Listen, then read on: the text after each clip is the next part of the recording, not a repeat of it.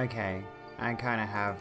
Now that I've said it, I kind of want to do my little idea of let's put together an OST. What do you think?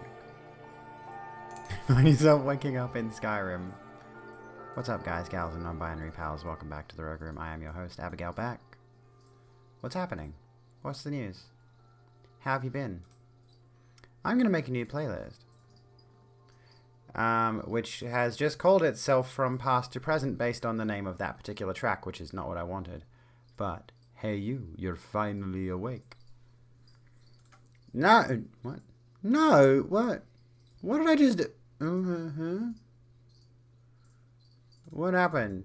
Okay, what? No, what have I just done? Okay, so... I just clicked on something. Remove from your library. No, I don't want to remove it from my add to profile. Okay. We need Skyrim Rail of ASMR. So what was I doing? I was in... No, not the You So Best playlist. Here we go. I'm in this playlist here. I'm in the Elder Scrolls V Skyrim soundtrack. And we're going to add... I'm going to change the name of this playlist. I don't want this to be called From Past to Present. This one over here, as you can see. We're going to rename it. My playlists are mostly, stream beats. But I feel like I should put together a soundtrack. A playlist. We might as well do that to start us off. Because, yeah, like, I'm vibing to this. I'm genuinely vibing to this. This is so good. This gives me good feels. Like I mentioned earlier, there's a reason I played Skyrim so much. And I think it's the fucking soundtrack. I should play it again. Mergy plays it all the time, and he's fucking good at it. Chill ambient game music is what we'll call it. We'll add this one to it. I want to go to Bloodborne. We're going to add Hunter's Dream. Oh, goodness me. Hold on a moment. Sorry, folks.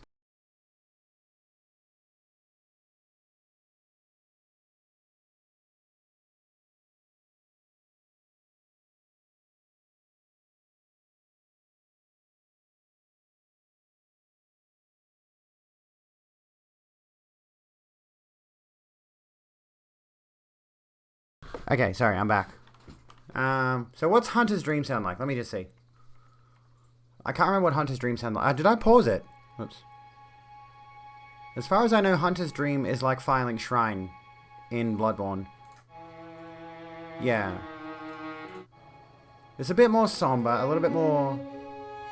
But it's also quite nice to listen to. It's not like this. Like, I love that. I love The Hunter. It's a fucking great track. But we're chilling out. We're creating a chill playlist. We'll add Air by Daniel Deluxe, because this one's quite relaxed, I think. And also Sundown is quite good. But maybe that's a bit heavy. I don't know.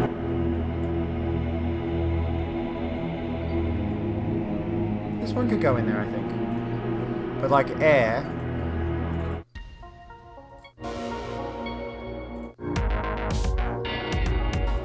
Is this a bit too intense? I don't know.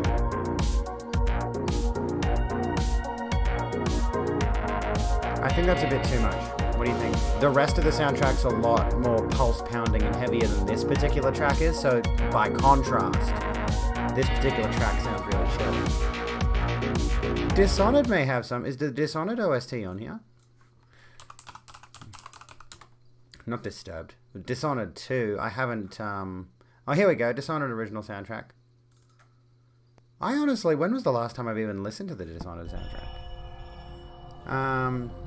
Since I'm a fan of the Serfs, I do like the Serfs. I have not sent them the email. No, I should. They might actually consider that.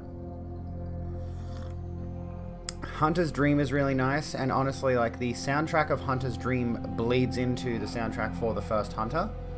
So they've got a very, very similar sound, but obviously the first Hunter soundtrack is meant to be a boss fight soundtrack. This one can go in there. Intro the Return.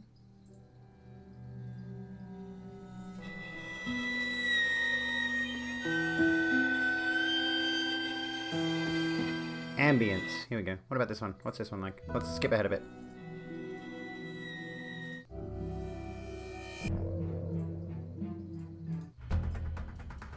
No, that picks up a bit. Wrenhaven River. I'm pretty sure Dishonored does have some chill ones on there.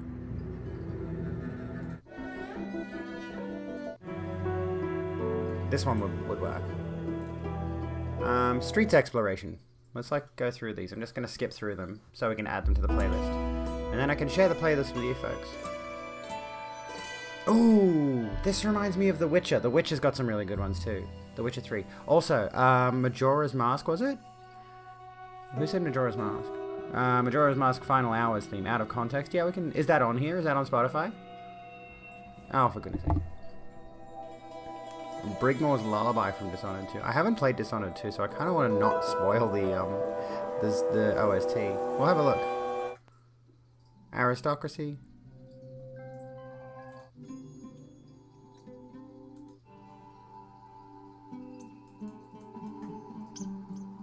This one's kind of, yeah, chill. Okay, let's go back to Skyrim for a second.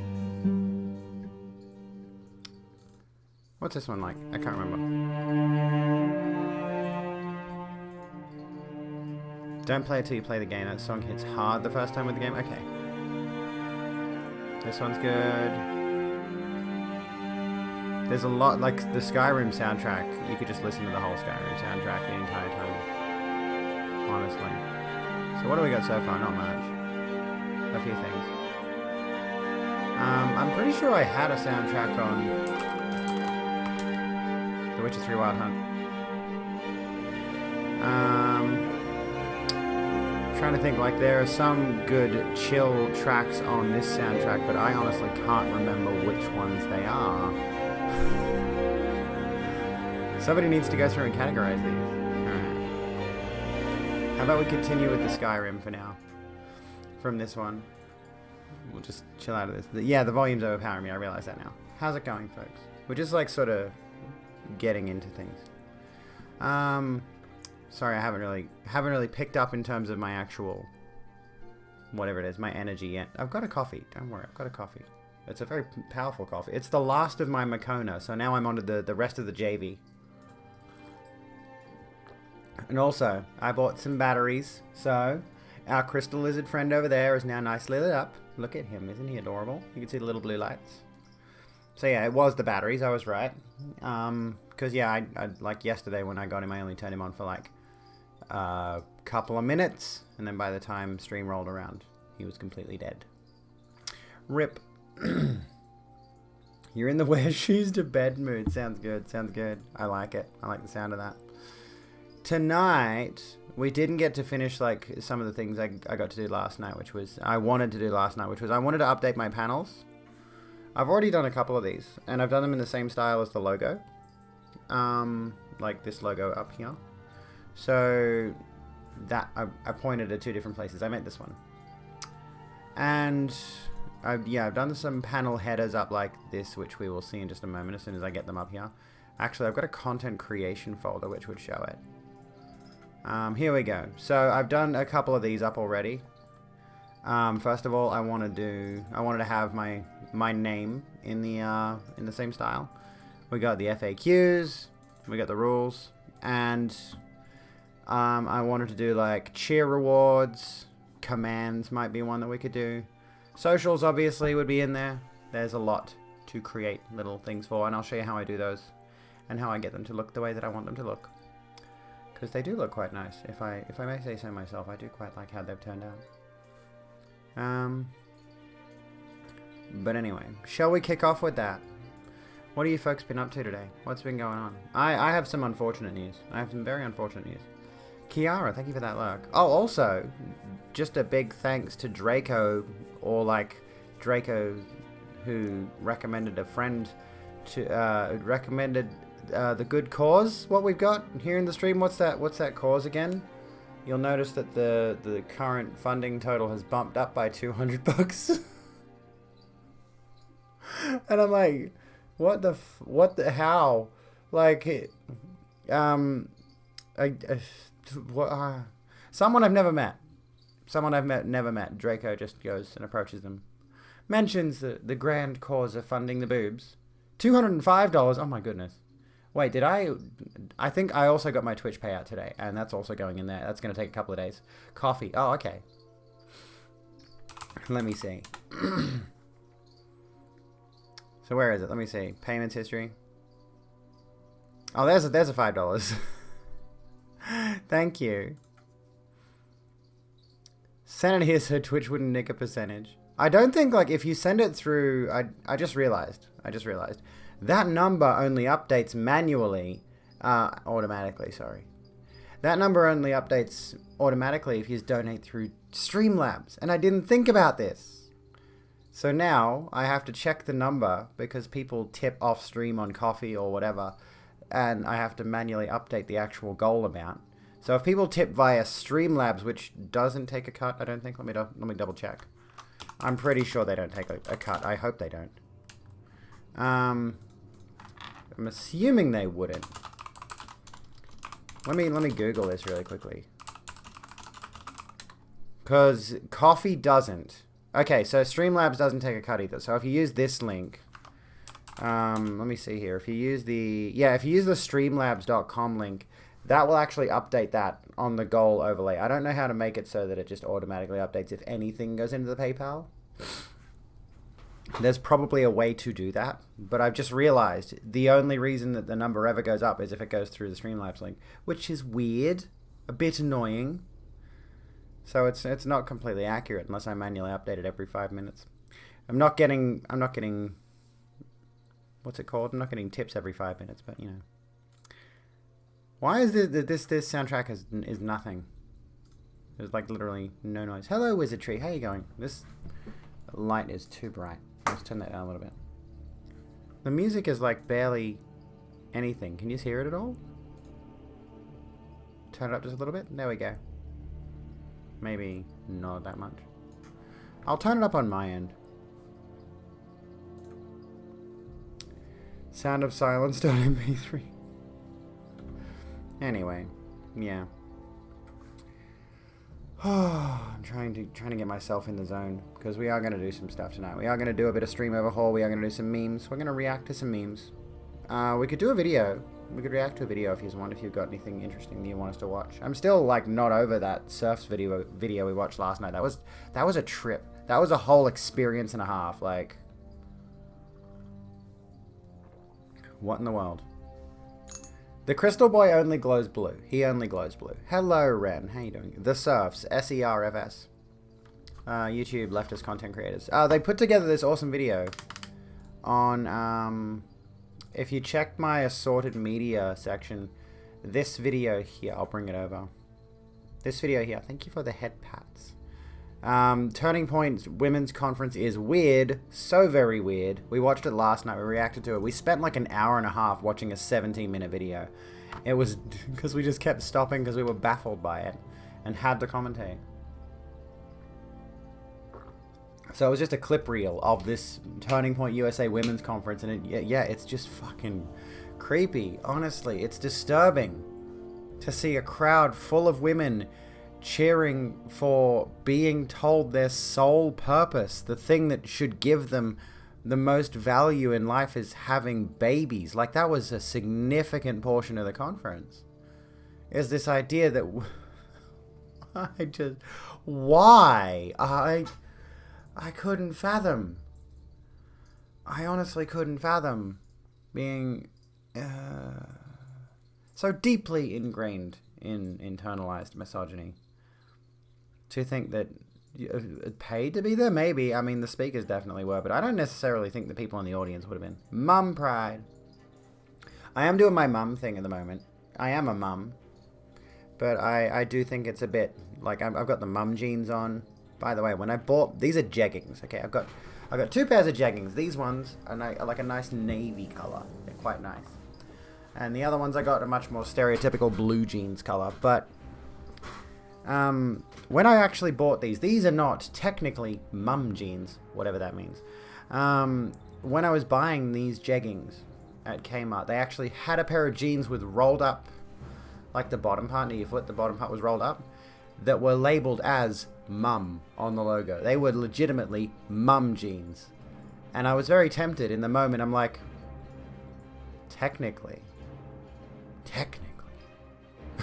they would fit. It's that time of the stream where she gets the pins out. What? Let me actually get the crystal lizard out, because I want to show you what he looks like with his lights on, because he's pretty. I'm going to get my crystal lizard. Look, he glows. He'll run away from you. Oh, legs, the legs. Look. He is so small. He's adorable. I'm never going to stop simping for this thing. Anyway. He can go over there. He can stay over there. And I also looked up Bonfire from Dark Souls. Very expensive. Similar sort of thing. Light up collectible. Never going to have that one. But anyway. The Critter is a crystal lizard from Dark Souls. One of these little bad boys. So when you kill them in the game, they drop special items needed to upgrade your weapons. Look at that, there's a cute little artwork of them. There's one that somebody's made, that's cool. But yeah, you kill these little dudes in Dark Souls and they drop a special upgrade item that you can use to increase certain powerful weapons and things like that. It's quite fun. Alright, so do we want to start with the stream overhaul stuff, or do we want to look at... I want to look at a turf blog. I spotted a turf blog today. It got advertised to me on Facebook, of all places. Or it didn't get advertised to me. I forget where I was. I forget what I was looking at. It wasn't Twitter, but it was definitely... I think it was definitely Facebook, and there was like a list of pages recommended, and one of them came up in like... one of them came up in red, because for those of you who don't know, I use the Shinigami Eyes extension on Firefox, which shows like pro-trans things in green, anti-trans things in red. Hey Abby, what is it, Reaper? What's going on? I've made it to mum Facebook. Oh no. And I posted this little snippet of it. I posted a little snippet of this blog on my profile earlier that was just this thing: trans people are mentally ill. It's the comorbidities, silly. Anyway, which, you know, very stereotypical shit. I wanted to look at the actual blog if you want to have a gander at it. Should we look at this? What are our thoughts? Do we want to look at a turf blog, or do we want to jump into the stream upgrade stuff? You got animated emotes. That's not fair. I want animated emotes. Who is that from anyway? Radiant Soul TV. Okay.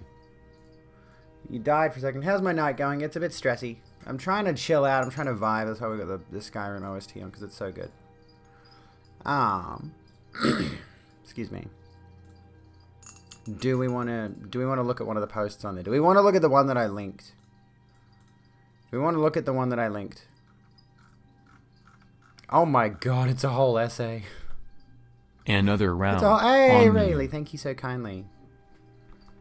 Why is it so loud? Thank you so kindly for the 100 bits, you legend. It's a VR chat streamer who speaks using a soundboard and is the most wholesome. What do you mean wholesome?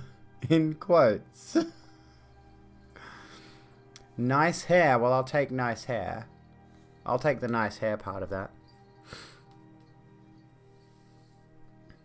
What are we watching? I don't know what we're watching. We haven't really decided what we're doing yet. We were going to do a bit of stream overhaul. We were going to do a bit of stream graphic overhaul stuff to start us off, maybe. But at the same time, I kind of want to look at this blog. I kind of want to share this blog with you, but I don't know. What do we think? What do we want to do? We could watch a YouTube video as well. I think I've got a YouTube video in here. No, I don't. I had a YouTube. Maybe I saved it in my watch later. There was something I wanted to watch. Wow, okay. Okay. Are you right there, mate? Are you okay? Are you okay? Are you doing alright? Are you doing alright there, mate? Please keep your fetishes to yourself.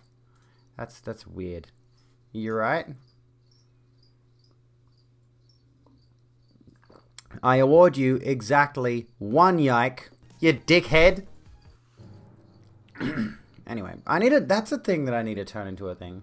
Remember, 1 whole yike. Remember when I in the sports video, I said I award you 1 yike, and I flashed up 1 yike on the screen. I need to put that as a thing. That's a thing.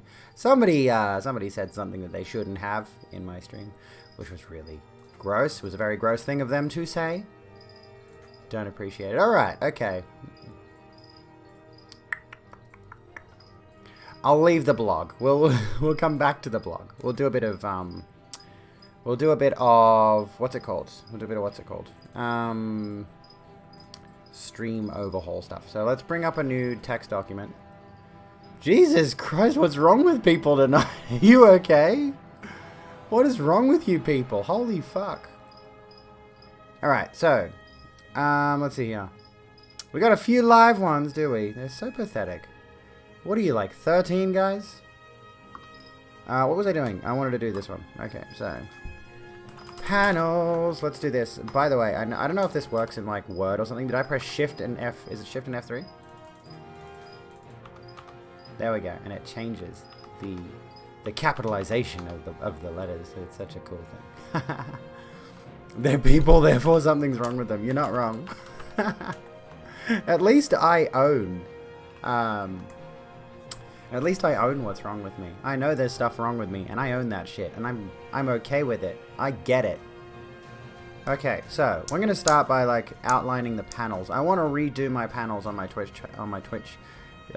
channel. Let me go over here and bring me up for a second. I don't want to actually watch myself. I mean, as gorgeous as I am, look at this bitch. Is she not fucking great? Yes, she is. Anyway, I'll pause this. So, at the moment our panels look like this. I want to redo all of them. Skyrim combat music in the background. Why not? Because we're going to be killing terfs, apparently. Transphobes. I think there is a difference between a terf and a transphobe. I think a transphobe is someone who's just generally transphobic. You know, someone who just generally doesn't like trans people, and they'll own it. Terfs try to justify their bigotry. You know? Alright, so we'll give ourselves a rules panel. Let's do it like this again. So we got our panels. We got a rules panel. We got an FAQ panel. Yeah, TERFs are transphobes who co-opt feminism as a smokescreen. That's a good way to put it. Get rid of that for a sec. We've got our social media and our support ones. What else could we add there as commands? As panels, not commands. You need more Riesling. I should get some Riesling. I've got rosé at the moment. Not in this. I've got some rosé. Yeah, TERFs are transphobes. Not all transphobes are fun. Support, that could be like what it's going to be is like these are going to just be panel headers instead of my usual panels, which are like they're going to be stuff like this. These are just going to be headers, and then we're going to write out the text for the headers in these in this section here. So like I'll press enter, or I'll go like this and I'll tab forwards, set that to that. There we go. And then we'll write like the text out there, something like this, and we'll outline it.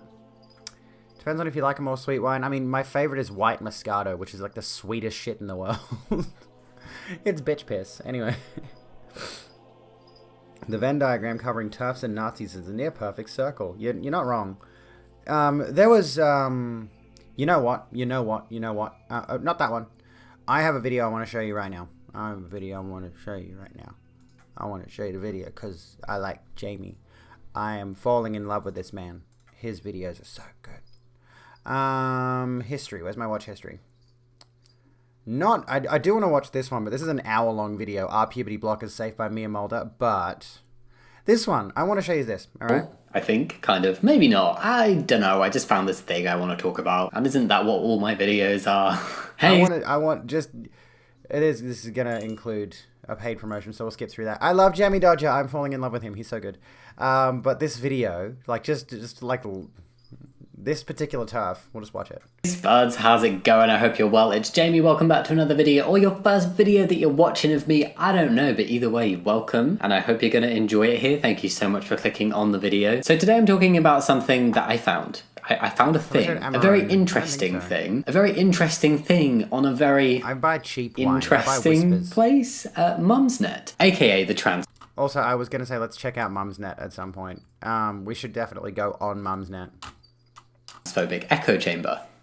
I'm basically going to be talking to you about a particular post that I came across on Mumsnet. I wasn't on Mumsnet, I found it off Mumsnet because somebody else found it on Mumsnet. I don't really go on Mumsnet, actually, I don't go on Mumsnet because of the whole transphobic echo chamber thing, you know? But this one kind of got my... But I want to self-flagellate and go on there to see exactly what they're saying. I think it'd be fucking hilarious. Up to you folks, though. I don't want to make anybody uncomfortable, but I do like the idea of laughing at TERFs because they're morons. Attention, it's basically a user of Mumsnet having a self-described Mitchell and Webb-esque moment of asking themselves if... Oh, I'm covering this bit up, hang on. You can see down here it says, it's does anyone ever have a "are we the baddies" moment? Is how she describes it. They are the baddie for having anti-trans views. The post is from someone who seems to have transphobic views that would kind of be categorized under the TERF-like gender-critical category of transphobia. Both terms that I don't really like because I do think they're just a nice way of saying transphobe or transphobic or anti-trans or whatever, but important in certain contexts to distinguish between the people who are like, I just hate trans people and I'm transphobic, but I don't justify it, I'm just transphobic, and the people that... So that'd be where I just got that thought from a minute ago. Are like, I'm not transphobic, I'm a lovely, wonderful person, just feminism, and they hide behind feminism to be transphobic, basically. So in this post, the OP, the original poster, is slowly realizing... So hang on, didn't the USA Nazi funding group get discovered being the main funding of a UK lesbian feminist gender critical group? Watch the rest of this video and you'll like, it's not the same kind of situation, but it is very relevant. That less and less people in their actual life and society in general are agreeing with their viewpoints on trans issues, topics, people. And those that do agree with them seemingly do not want to discuss it or do not think it's a good idea to discuss it. And that leads the poster of this post to question if their viewpoints on trans people are bad. Now that I've built the suspense up over the video topic for quite long enough, it's time for me to take a little break and talk to you about today's video sponsor, Raycon. Okay, we're gonna skip ahead. Add. Yeah, we know Raycons are great. Awesome. Buy Raycons. Listening now, back to the video and the self-aware transphobe person. Let's start reading the actual post now, right? I'm a bit disheartened this week, if I'm honest.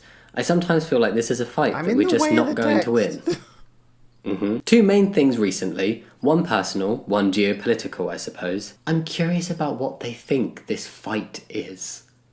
What fight? Anyway, next bit. I didn't want to interrupt so early. On the geopolitical level, a look across the pond to the US, where the only people who are saying the same things as us are friggin' Rand Paul and Marjorie Taylor Greene, neither of which are people that I associate my politics being anywhere close to. So basically the type of people that they see in America agreeing with their views on trans people are very right-wing and do not align with any of their other political viewpoints whatsoever, and this is making them question things. Okay, right.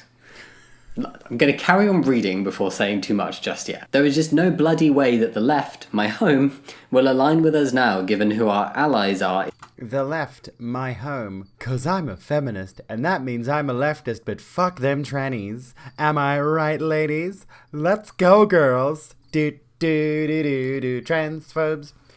Yeah, Raycon's not sponsoring me, so they don't get a plug. In the States. They just can't. Even those that agree with us will never position themselves as having the same concerns as Marjorie, QAnon, Parkland, Taylor, bloody Green. So that was their political conundrum, basically. They've realised that some people in America do not align with them in any other way, politically apart from on trans rights and people and things. And that seems to have left them curious about their own position. Okay. I feel like we're just getting like a lay of the land at the minute about the feelings of this person before saying too much. The second is personal. I work for a large global organisation in a senior role. We had our global leadership away day a few weeks ago, on Teams of course, and there was a presentation for some US colleagues on LGBTQ+. Being able to bring your whole self to work, I don't know why I said LGBTQ+ like that, I'm sorry. Being able to bring your whole self to work, that kind of thing, from two gay colleagues, one lesbian, one gay. Okay, their workplace seems to be doing some positive things, bring your whole self to work day and every other day from here on out, I like to hear it. So far, so good, absolutely the right thing for my organisation to be doing. So clearly they're LGBT supportive. This is also seemingly a common pattern with people with like the more gender critical type transphobic views where they would view themselves as being like LGBT plus accepting, but then like when it comes to the T, it's like, nah, not so much. Why is that such a thing? You would think with all of the queer movements that happened over the past however many decades, they would get the point of why trans people are fighting for their rights, right? They've gone through this shit. This is Jamie Dodger, Jamie, who is awesome. It's an awesome person. Jamie Dodger. There we go. Awesome creatory person who does videos. Well, this is a little bit more of I guess, a serious-y one. A lot of his videos are a lot more comedic, a lot more lighthearted. Then they go on to pronouns and how everyone should start every meeting asking what pronouns attendees want to have used and encouraging everyone to put them in our email sign-offs. I think that's good stuff. I'm never going to do that. Of course you're not. Also, I noticed I've received a couple of emails from someone looking for me to promo some indie games, and we're going to promo one tomorrow called DAP. And the person who has been sending out these emails with codes for these games, has put their pronouns in their sign off, and it literally it does nothing. Well, nothing. You get nothing. And putting the pronouns in there does nothing. It doesn't. It literally doesn't upset or offend. It shouldn't. It logically shouldn't upset or offend anyone. There's no reason to be upset by that. Anyway. Okay. But I can already see it happening around the organisation, particularly the US. But some of the easily led want to be noticed over here will soon follow suit. I like that, and by like, I mean I hate it. They agree with you bringing your whole self to work, except when it comes to your pronouns. No, leave your pronouns at home. We don't want pronouns here. I will just guess your pronouns. Okay, that's not quite bringing your whole self to work then if you can't comfortably express your pronouns to others. I don't have any tattoos yet. I don't have any tattoos yet. I also have the question, like, seriously, what impact does it have on their life if pronouns are in your email signature or the email signature of others and meetings start with just... Although, why does their username have, like, 16 underscores? How is that? Is that even allowed? I see you brought guests. Hello. Welcome, friends. We're watching Jamie Dodger. How you doing? What's going on, friends? I was actually I was lurking in your stream before I started, and I wanted to say hi, but I felt like I would have been really rude because I was just about to start mine half an hour later. How are you doing? What are we getting up to? Hello, friends. How was the stream? My hands are very, very dry. Oh my god. We're putting our lights on. Putting our pretty colored lights on, and also... Where the fuck is my... There it is. I keep moisturizer on my desk. Do you keep moisturizer and tissues on your desk? Why is it all the way over there? That's so far away. That's an adventure I have to go on to get moisturizer. Oh my god. We've got them tonight, folks. We've brought them in. I don't know how we did it, but we've brought them in. We've brought in... That account was made 20 minutes ago. Yeah, they can fuck off. Oh, how are you doing? How was your stream? The stream was great. Awesome. I love to hear it. Hasn't even been an hour. These trolls are so pathetic. Honestly, it's cute. It's adorable. Look at them. They think they actually have an influence on the world by insulting transgender people. I'm sorry that I've got more viewers than you've ever had in your Warzone streams, to the point where you had to make a throwaway account to insult me, Diddums. Soz, not soz. I'm not being nice tonight. Kicked ass and took some names. That's what I like to hear. That's what we like to hear. Heck yes. Anyway, I'm just going to flex the guns for the hell of it. Because, you know, I'm also bigger than any of these trolls. I'm also just, like, generally, I'm a jacked woman. I intimidate these pussies. I intimidate these little fucking pussies. Us! Get at my level. There you go, Kiwi. Oh, okay. And another flex. Hell with it, yeah. Why not? Oh, goodness me. Flex on the haters. I gotta stop eating takeaway, though, before these biceps turn flabby. They already are a little bit. Been eating too much takeaway lately. Just give me a break. Stressful time. Anyway. Let's go back to purple for a minute. Let's go back to bisexual lighting. We're watching a bit of Jamie Dodger. Then we're going to be doing some... Jamie Dodger reacting to a terf who's having a moment for those of you who just joined in, we're watching this video of Jamie. That's a face. That's definitely a face. Goodness. We're going to talk about the lockdown in Victoria. Don't worry, that's on the agenda for tonight. That's on the trans agenda, even though it's COVID related. And for those of you who missed the first 6 minutes of this, that freeze frame, he's found a what's it called? He's found a transphobe on Mumsnet who is having this moment of like an identity crisis regarding their opinions about trans people, thinking like this person's over in the UK and all of the people over in the US that agree with their turfy viewpoints are all these extreme right-wing lunatics. And this UK person, not Jamie, Jamie's lovely, we like Jamie, is having this internal crisis of like, but wait, I thought I was a leftist, but all the right-wingers are transphobic over in the Americas. So yeah. What is a worse pizza topping? I have not had anchovies, and I don't like pineapple on pizza. So I'm going to go pineapple until I've tried anchovies. Anyway. Where were we? You need to actually hit the gym. I can't hit the gym at the moment. I'm in lockdown here in New South Wales. So I've been doing hour-long walks around the neighborhood, and then as much as I can do on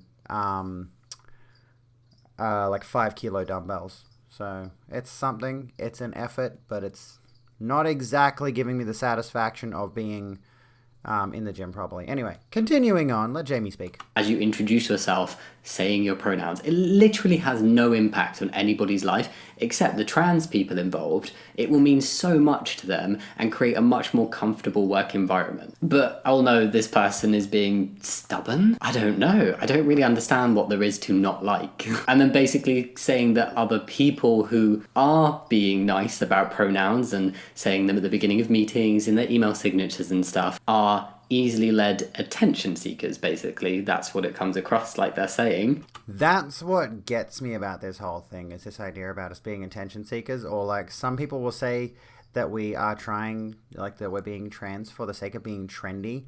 And I'm like, dude, being trans is fucking horrifying. Who would want this shit? Not only do you have to deal with constantly hating your body for various reasons, you also have to deal with so many other people out there in the social media nightmare and in real life who hate you for simply existing, who could potentially threaten violence against you. Yeah, I'm totally doing it for the trend. Hello, So Pinky, how you doing? I'm having a reasonable day. Well, we're trying to chill out now after a bit of stress. That's a bit rude to say, and a bit weird. It's like, oh, there's this thing that will make absolutely zero impact on my life whatsoever, and definitely will not have a negative. This was, I actually tweeted this. This is incredibly relevant, but I actually tweeted this before watching this video, so it's a very pertinent point that he's made here. But I want to bring this tweet up, what I said. What I did. I want to bring up this tweet, what I did earlier. I actually said this. Another person's identity literally does not and cannot affect you negatively in any meaningful way, so there's no legitimate reason to disparage them for that. And if you do, you're a cunt. Anyway. If people wanted to transition just cause, that's also okay. That's still no reason for discrimination. Yeah, exactly. That was something we were talking about the other night. Like, if somebody does want to transition and they don't experience dysphoria and they just feel like they would like to do that, go the fuck ahead, honestly. There's no, like, you can make an active decision to transition. Some people make that point repeatedly on Transatlantic, and the host just shut that shit down straight away. Fantastic. Good. Impact, but all my trans colleagues will feel infinitely more comfortable and it will have a positive effect on their life. But anybody who goes along with this is an attention seeker. Just a strange leap there. It feels like a very playground thing, you know? It's like, oh, if you do this thing that I don't like the sound of and I don't want to do it, but I don't really know why I want to do it, I just don't want to do it. But if you do it, and that might make me look bad for not doing it, I'm just going to call you names for doing the thing that I don't want to do and look bad for not doing, so I flip it onto you. Sorry, that I rambled on too much, but you get what I mean. Moving on, okay? My husband won't listen to me talk about this sort of stuff anymore. He agrees with me, but says that it is basically like someone saying they don't agree with all the Black Lives Matter stuff. Oh my god. Oh. That... So... There's clearly an awareness that kind of like socially and morally wise, being against trans people falls on the wrong side, if that's the leap he made. My best friend works with young people, and whilst I've tried to approach it with her very gently, including all of the stats about single-sex spaces... What stats? I mean, there are stats, but the stats that exist show that trans women pose literally no threat in women's spaces, and how women and children's safety is negatively affected as a result. Trans women's safety, yes, because by this logic of like trans women not going in women's spaces, you're pushing trans women into men's spaces, which is dangerous for trans women. Her reaction is that she gets all of that, but she works with children every day who are tortured by their own bodies. She gets all of that. She gets all of like the made up lies and the fear mongering. Trans women are women and belong in women's spaces. The end. And are these kids she's talking about trans kids? I'm so confused by that last part of the sentence, I don't even know what to say about it, and I don't even want to try and make any assumptions about it. I know that our concerns are justified. I know that women's safety/opportunities are going to be negatively affected, but if I'm completely honest with myself, I just can't see how we're going to stop it. Seriously, what do they think they know? Trans women have been using women's spaces and have been allowed to compete at Olympic level of sports for years. Like, years. And oh look, there's been no major crisis. The whole fear of safety and fear of overtaking from things is a very recent thing, and it's much newer than the actual access that trans women have had. And it's all just built on lies, to be honest, and fear-mongering and just made up stuff. There is no tortured by their own bodies. I think in a moment he actually references the idea that maybe the friend is working with trans kids, perhaps. It's very confusing. It's Machiavellian. Accuse other people what you yourself are guilty of. Yeah, they do that all the fucking time. All the fucking time. They project like crazy. It's the exact reason why, despite not understanding neopronouns, you try to be as accommodating as possible. So do I. Like, I try my absolute best with the neopronouns. Even using it pronouns, which is strange to me. I get really easily. They pronouns I get really easily. But yeah, like with it and like fey fair and all those kind of things. I try my best, but it is something I'm still trying to wrap my head around, but it's not that it's something I actively want to argue against like these people do. Sounds like a lot of people in her life are saying they get it because they know just how fucking crazy she is and don't want to deal with her. Yeah, honestly, it very much strikes me as though she's got a lot of people in her life who are just trying to deal with the fact that they have this person in their life, and they don't really want the awkward drama of saying, look, you're an annoying bent, can you leave us alone?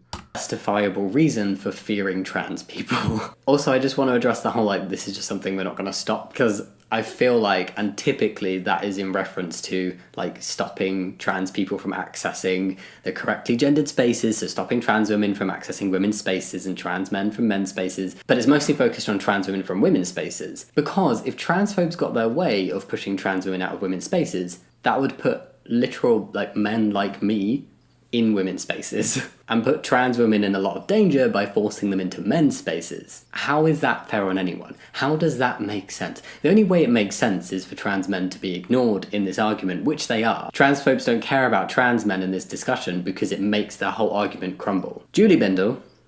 I've said that 12 times, honestly. Trans men are just generally not centered in the discussion in the way trans women are. Haven't found right-wing types that don't project. I like that, right-wing. Showing your age here with not knowing about trans kids and neo-pronouns. Well, trans kids are just kids that are transgender. And neo-pronouns, yeah, it's stuff that falls outside of typical pronouns.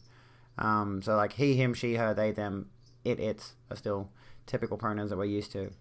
But then you got like Zizha, Fei Fair, there's a few other ones out there, which are going to be a little bit more difficult for most people to understand because they are entirely new terminologies. Well, not new, but to most people, they are new terminologies. Half the time, seem like people doing the shitty attack helicopter joke. Yeah, that too, like the attack helicopter stuff, and the, like, honestly, the thing that really irritates me is the self-ID shit, is the people who constantly make the self-ID jokes, which is the attack helicopter thing in its own way. But there's this fucking idiot who's a rapper called Zuby. He's a fucking idiot, in my opinion. And his pinned tweet, as far as I recall, is a video of him doing a deadlift. And he goes, I just broke the women's world deadlift record because I identified as a woman while doing this. And it's like, it's that kind of dumb shit. It's so ridiculous. It's stupid. It's asinine. They don't understand what self-ID means. You know. course. But they Has a think tweet they're pinned hilarious. that the misogyny at the moment is like a tidal wave and that's how it feels. Trans people aren't doing that though. Stop using us, particularly trans women, as scapegoats. What was the actually like so in that circumstance, in that particular circumstance, that's him punching down. That's him being in the position of being a cishet. Well, I was going to say a cishet white man. Zuby's black. Him being in the position of being a cishet man, punching down at transgender people, right? Because he doesn't have the experience of knowing the reality surrounding self-identifying as trans, having lived the trans experience. He doesn't have any of that context for it to make an actual... Like, you can make jokes about trans people, but those jokes hit a whole lot better when the person who's telling the joke has had the experience to make the joke work. Outfox, welcome to the Rogue Room. So the difference... so hang on, so let me just, what have you said? What's the second one? Totally and Joan, we don't have any well-established NB pronouns, which makes it harder to refer to NB peeps. Forced into using neo pronouns, and they're still pretty fringe. I can understand that. So in terms of self-ID, what we mean by self-identification is people who are legitimately transgender asserting their gender identity and being able to decide it for themselves. We don't mean... I think I made a reference to this recently on Twitter or something like that. I basically outlined, like, imagine you've got a man who's lived his life as a man, who's done everything as a man, who has never in any capacity... Whoa, okay. Oh, shit. Hang on, let me unban you. Sorry, Moo Cow. That word, you know which word I'm talking about, is banned in my chatbot, so Botwig picks up on that. I'm so sorry. It's because there's a lot of variance on the N-word in the chatbot. Anyway, it doesn't... Yeah, like I was saying, if you've got a man who is a man and has never indicated in any way, shape, or form that he's a woman, then if he just one day just says, like the day before... That's the title of his actual piece, yeah. If the very day before... No, this is what's tricky, actually. This is where it gets a bit murky. But if you're hanging out with this guy all day, and you go to a pub or whatever, and you're having some drinks, and here's him in his sports polo shirt, and his blue jeans, and his big boots, and he's got his beard, and his nicely cut short hair, and he's a big, muscly bloke, and he's having a few beers with you, and he goes, "I identify as a woman," and then walks into the women's restroom. That's not how self-ID works. I'm gonna have to gatekeep this shit. That's not how self-ID works. Okay? There are some people who just think that's as simple and as frivolous as it can be. That's not how self-ID works. Because people like that are just trying, like, again, it's the punching down thing. They don't have the experience, they don't have the lived experience of being transgender to make those kinds of jokes, those kinds of remarks, but they think they've got all the freedom in the world to do whatever they please. Noun self-pronouns recently, that's interesting. Anyway, let's continue on. There's a little bit more of this video. Oh no. What the... I pressed space and it said Moo Cow is not currently banned from this channel. I think because I was in the chat window and not in this window, I think it tried to unban you again. I'm not sure why I'm writing this, really. Certainly not to bring anyone down. There's no one I can speak to about this in real life. How do you even go about discussing these things when, in my work at least, it would probably get me fired, and everyone around me in my personal life has either bought into the nonsense, hook, line and sinker, or just doesn't want to hear it. And end. That's the end. Okay, well that was a ride. So they can see that people don't agree with them, both on a personal level and a political level, quite widely. And they also... Last second self-ID. That's a good way to phrase it, actually. Yes, very good way to phrase that, Lictar. Last second self-ID. You don't get to just self-ID to do a thing in a women's area. That's not how that works. Recognise that their views would count as discrimination in the workplace and therefore potentially get them fired. But they're still not getting there with seeing the problem. Like, they still think that they're right and justified in their opinions that are anti-trans. Which from this single post seemed to be equating pronouns going in bios to women's safety disappearing. I know it'll be more than that, but that's all they talked about here. They didn't really get into much depth about their specific like anti-trans views, but a lot of it was like coming through. And it's all just, I know this, I know that, I know I'm justified, I know I'm right, but no actual reasoning given, no actual backing for this. Just doesn't want to hear it. In other words, that person is annoying others by talking about it all the time. Exactly. Like I feel it. And it's like, yeah, but the science and the stats and the real life people are saying this, and this is what we can see is actually the truth. And it's like, no, I don't want to see that because I think it's something different and what I think must be the objective truth. They were getting there, but it feels like they're just so deep in the anti-trans tropes that they just couldn't quite get it. They're this moment of like, are we the baddies for being transphobic? Oh no, I know I'm justified. I'm just perplexed by this, to be honest, but I'm also very glad that there's somebody willing to admit that anti-trans views are not going to win out in the long run. That makes me feel very happy. We are not a threat. Stop treating us like we are. We just want to live our lives and have the same rights as everybody else. Thank you. Anyway, that's everything I have for today's video. Leave your comments down below about what you think. Did you like this more kind of like heavier discussion of things? You know I like. Anyway, we're at the outro now, so why do I keep watching that bit? Like, comment, subscribe, you know that. That presents a very interesting point, yeah. I honestly feel like, yeah, the point he made towards the end there about this person having that self-awareness to make this post of like, are my views really that bad? But then they get, I think they're definitely going through this phase, in my view, of realizing that their views are wrong, realizing that they're on the wrong track, but they don't want to admit to themselves yet, or to anyone else, that they're questioning what they've sort of bought into so heavily. So now they're sort of stuck in that predicament of like everyone around them knows they've got those transphobic views, and they've asserted to themselves and others that they're that they're fully on board with those kinds of things. But I think they are definitely questioning those particular viewpoints, which is interesting. And I hope yeah, go sub to Jamie. Jamie's good. Oh my god, what the hell now? Hang on. Oh, you said a name that you shouldn't have. Don't say that name. Anyway. What was I going to say? No dead naming. Yeah, I think what that person and hopefully others are experiencing is a moment of like introspection regarding their viewpoints.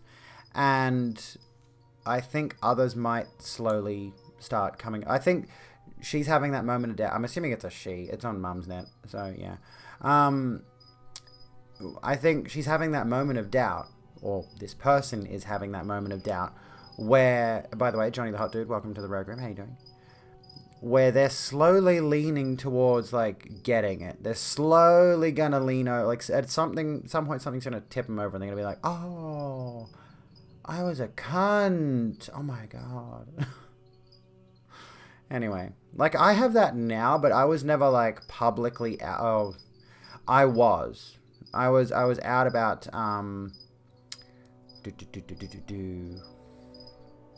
I was very publicly out about very toxic opinions about certain types of people a few years ago.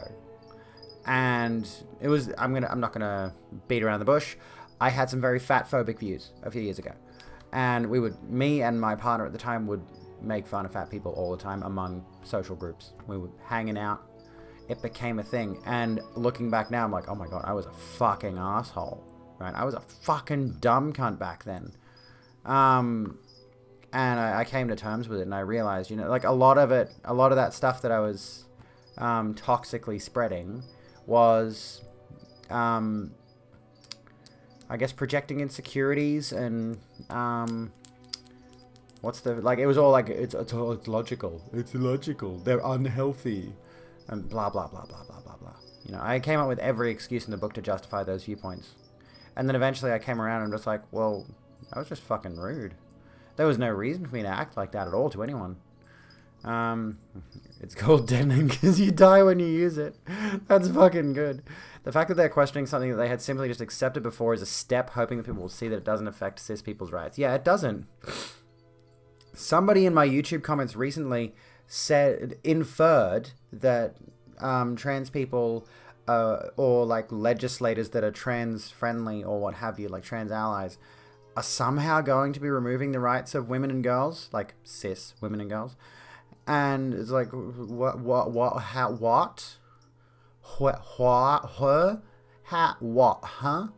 That makes no fucking sense. How are we doing that? How, like, what? Huh? It makes no sense.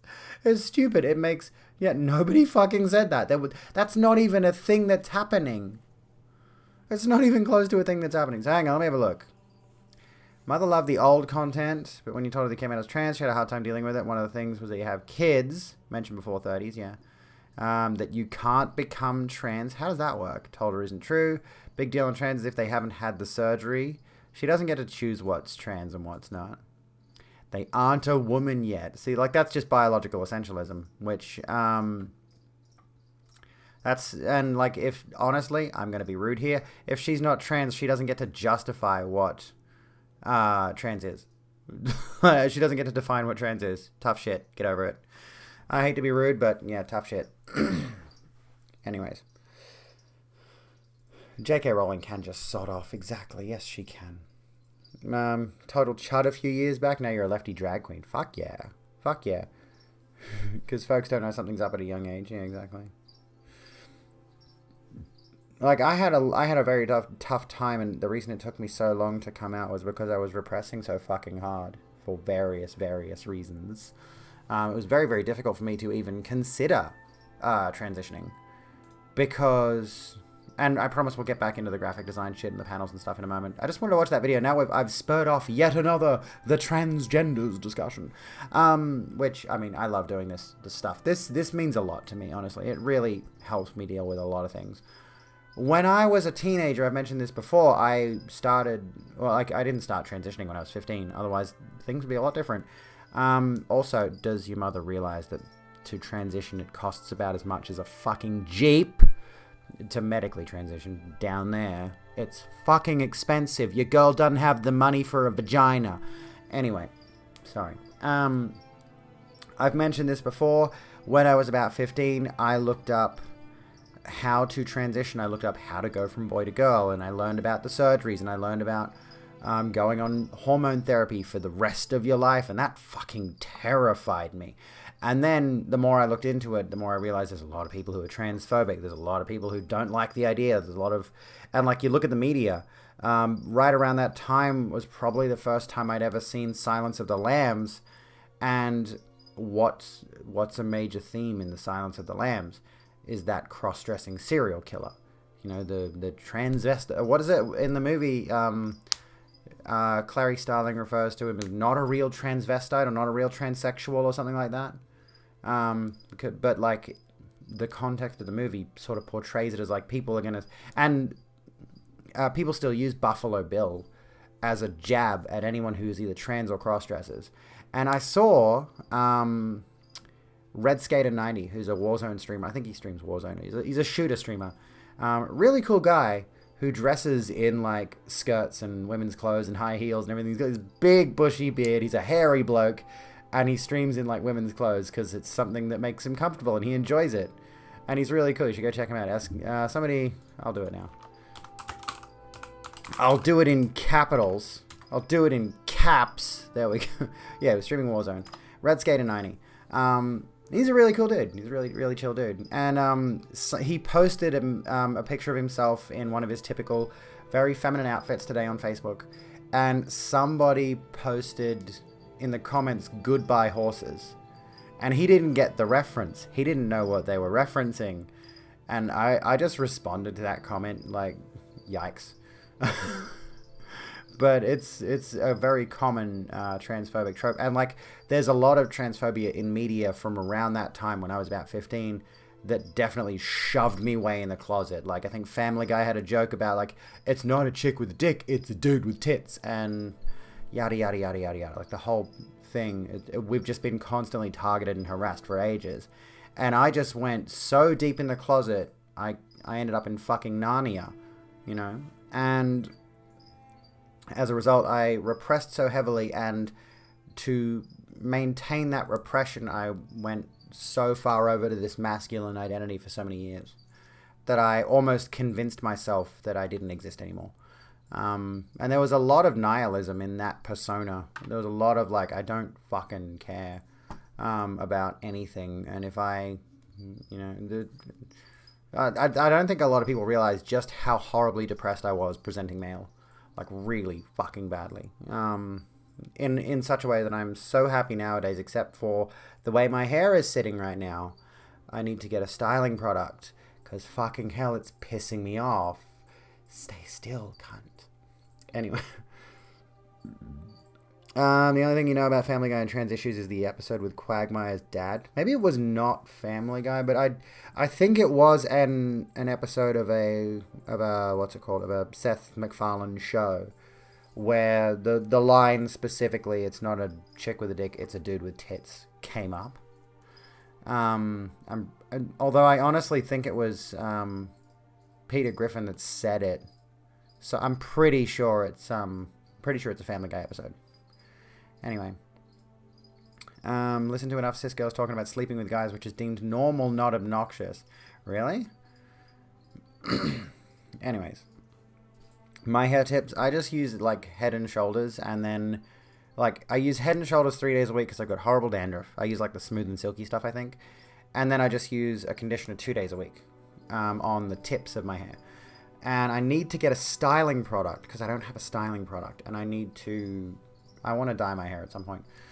Anyway, you've been thinking of your own pronouns and gender, which weirdly gives you anxiety. That's totally understandable. Like, the anxiety, again, like I said before, when I looked it all up myself, the anxiety that came with that was really fucking scary.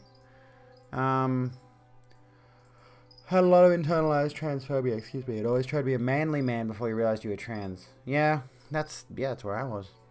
And I, like I mentioned before with the fat phobia stuff, that also leaned into the transphobia because like right around that time when I was looking, it was mostly, I've mentioned a few times, like I was heavily into Reddit around like 2014, 2015, etc.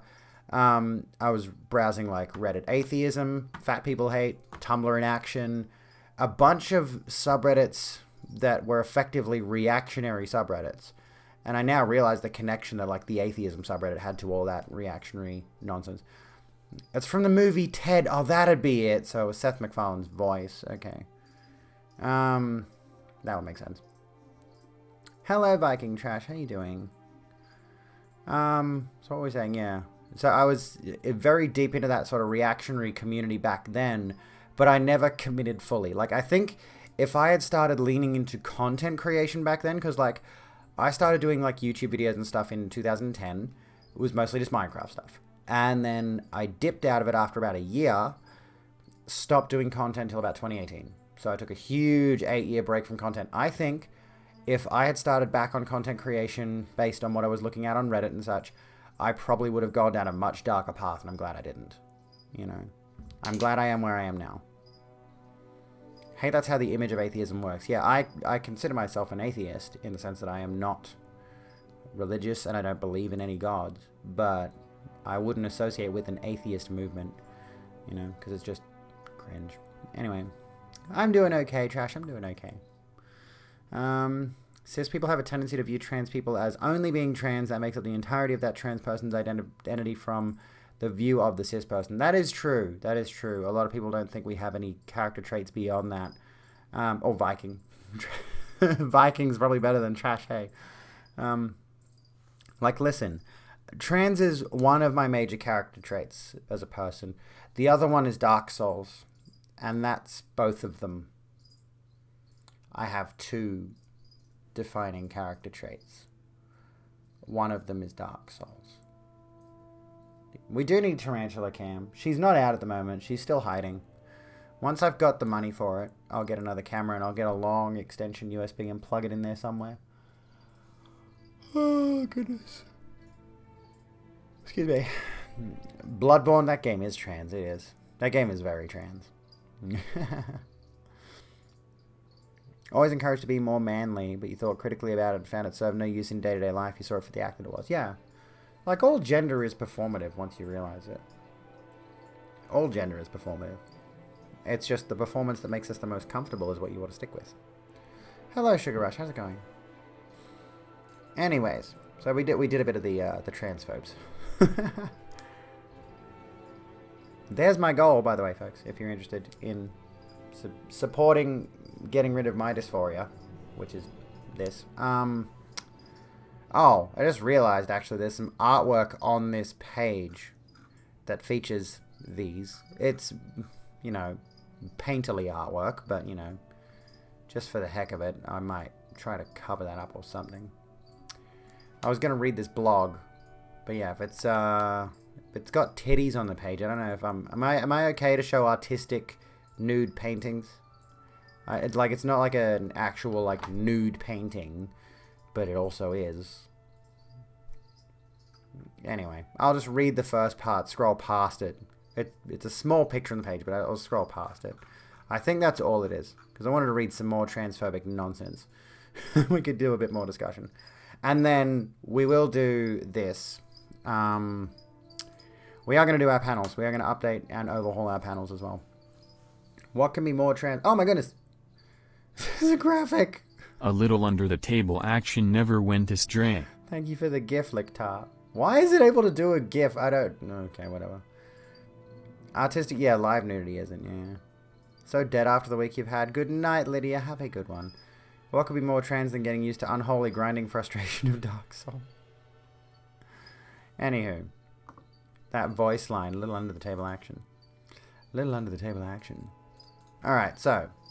This is from a trans blog called a transphobic blog, a TERF blog, called Brazen She, alright? And the title of this blog post is Trans People Are Mentally Ill, It's the Comorbidities, Silly.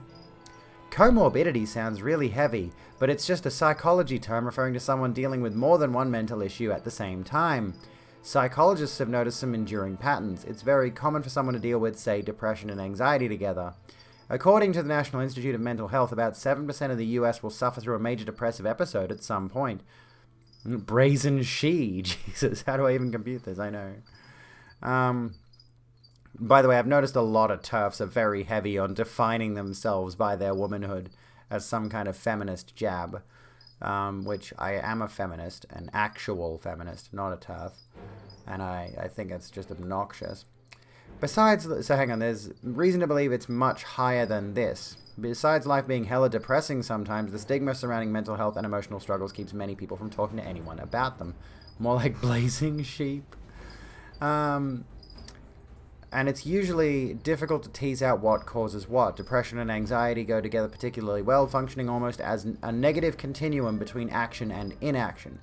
I bring all this up to point out that mental illness also has some predictable effects on someone's life. So there's the artwork that I'm hiding now, thankfully.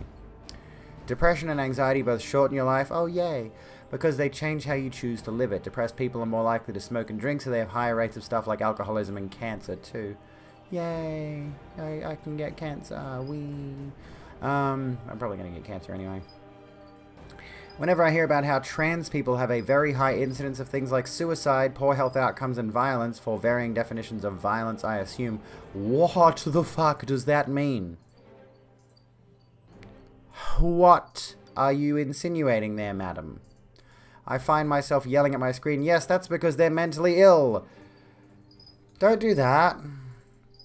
Verona Lebedeva, welcome to the Rogue Room. How you doing? Don't do that. Because like I've mentioned before, I posted a screenshot of this particular article on my Twitter. That's not just transphobia, that's ableism at the same time. They're saying mentally ill as a degrading term. Like saying just being trans is a mental illness. Not dysphoria, which could be described or defined as a mental illness, but being trans itself is the mental illness. And what do you think most people's general cure in their mind is for some form of mental illness? What do you think the generally accepted treatment for any variety of mental illness would be? Some form of therapy, right? Some form of therapy that would ideally, like, move you away from that thing. That's what they think happens in therapy situations that you put someone in therapy and the thing gets cured. That's what they want. They want to cure trans people. Conversion therapy. Anyway, the meds you should be taking right now. Yes, indeed. Take your meds. Mentally, shills are more like it. Shilling have a big gender. I think, to be honest, because the word feminist, like many other words in the US, have lost their original meaning. Take socialism.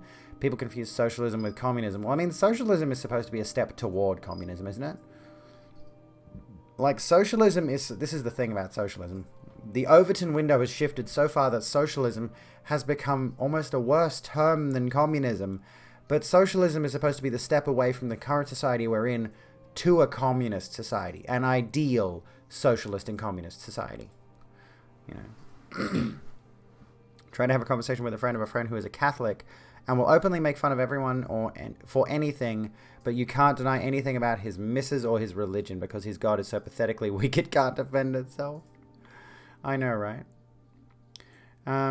It's like the thing in the video yesterday where like Charlie Kirk was saying we cannot question God's ultimate will or whatever it was that he said, and it's like, why not? Why can't you criticize God's ultimate will?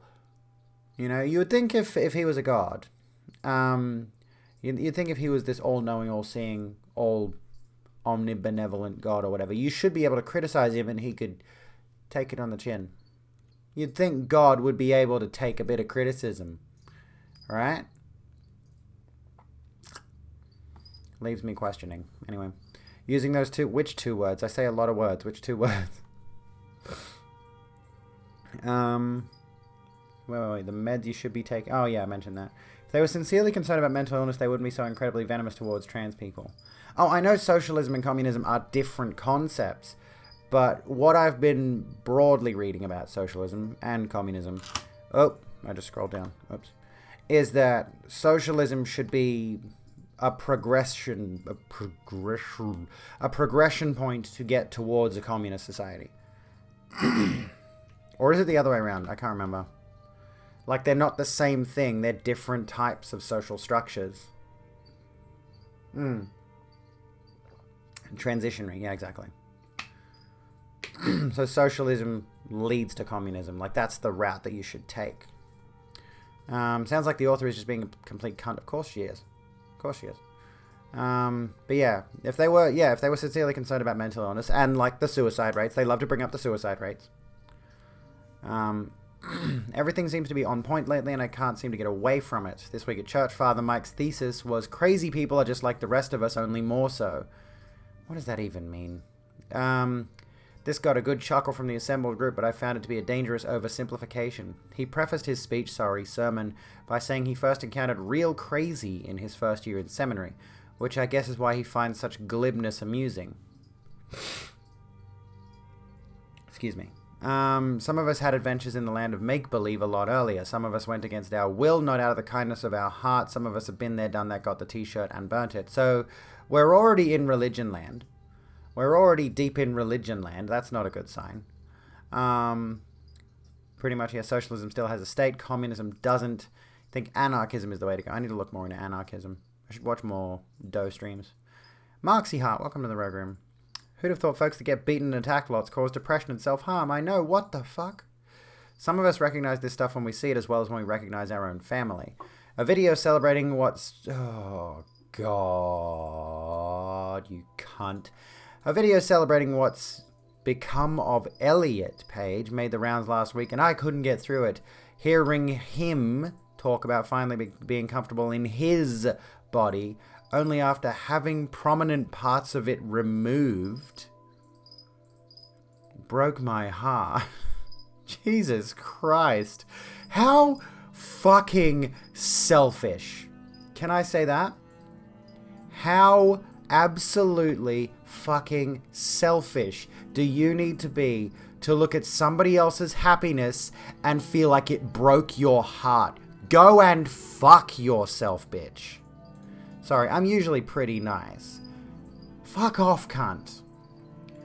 Only finding happiness under the scalpel is mental illness. Fuck right off.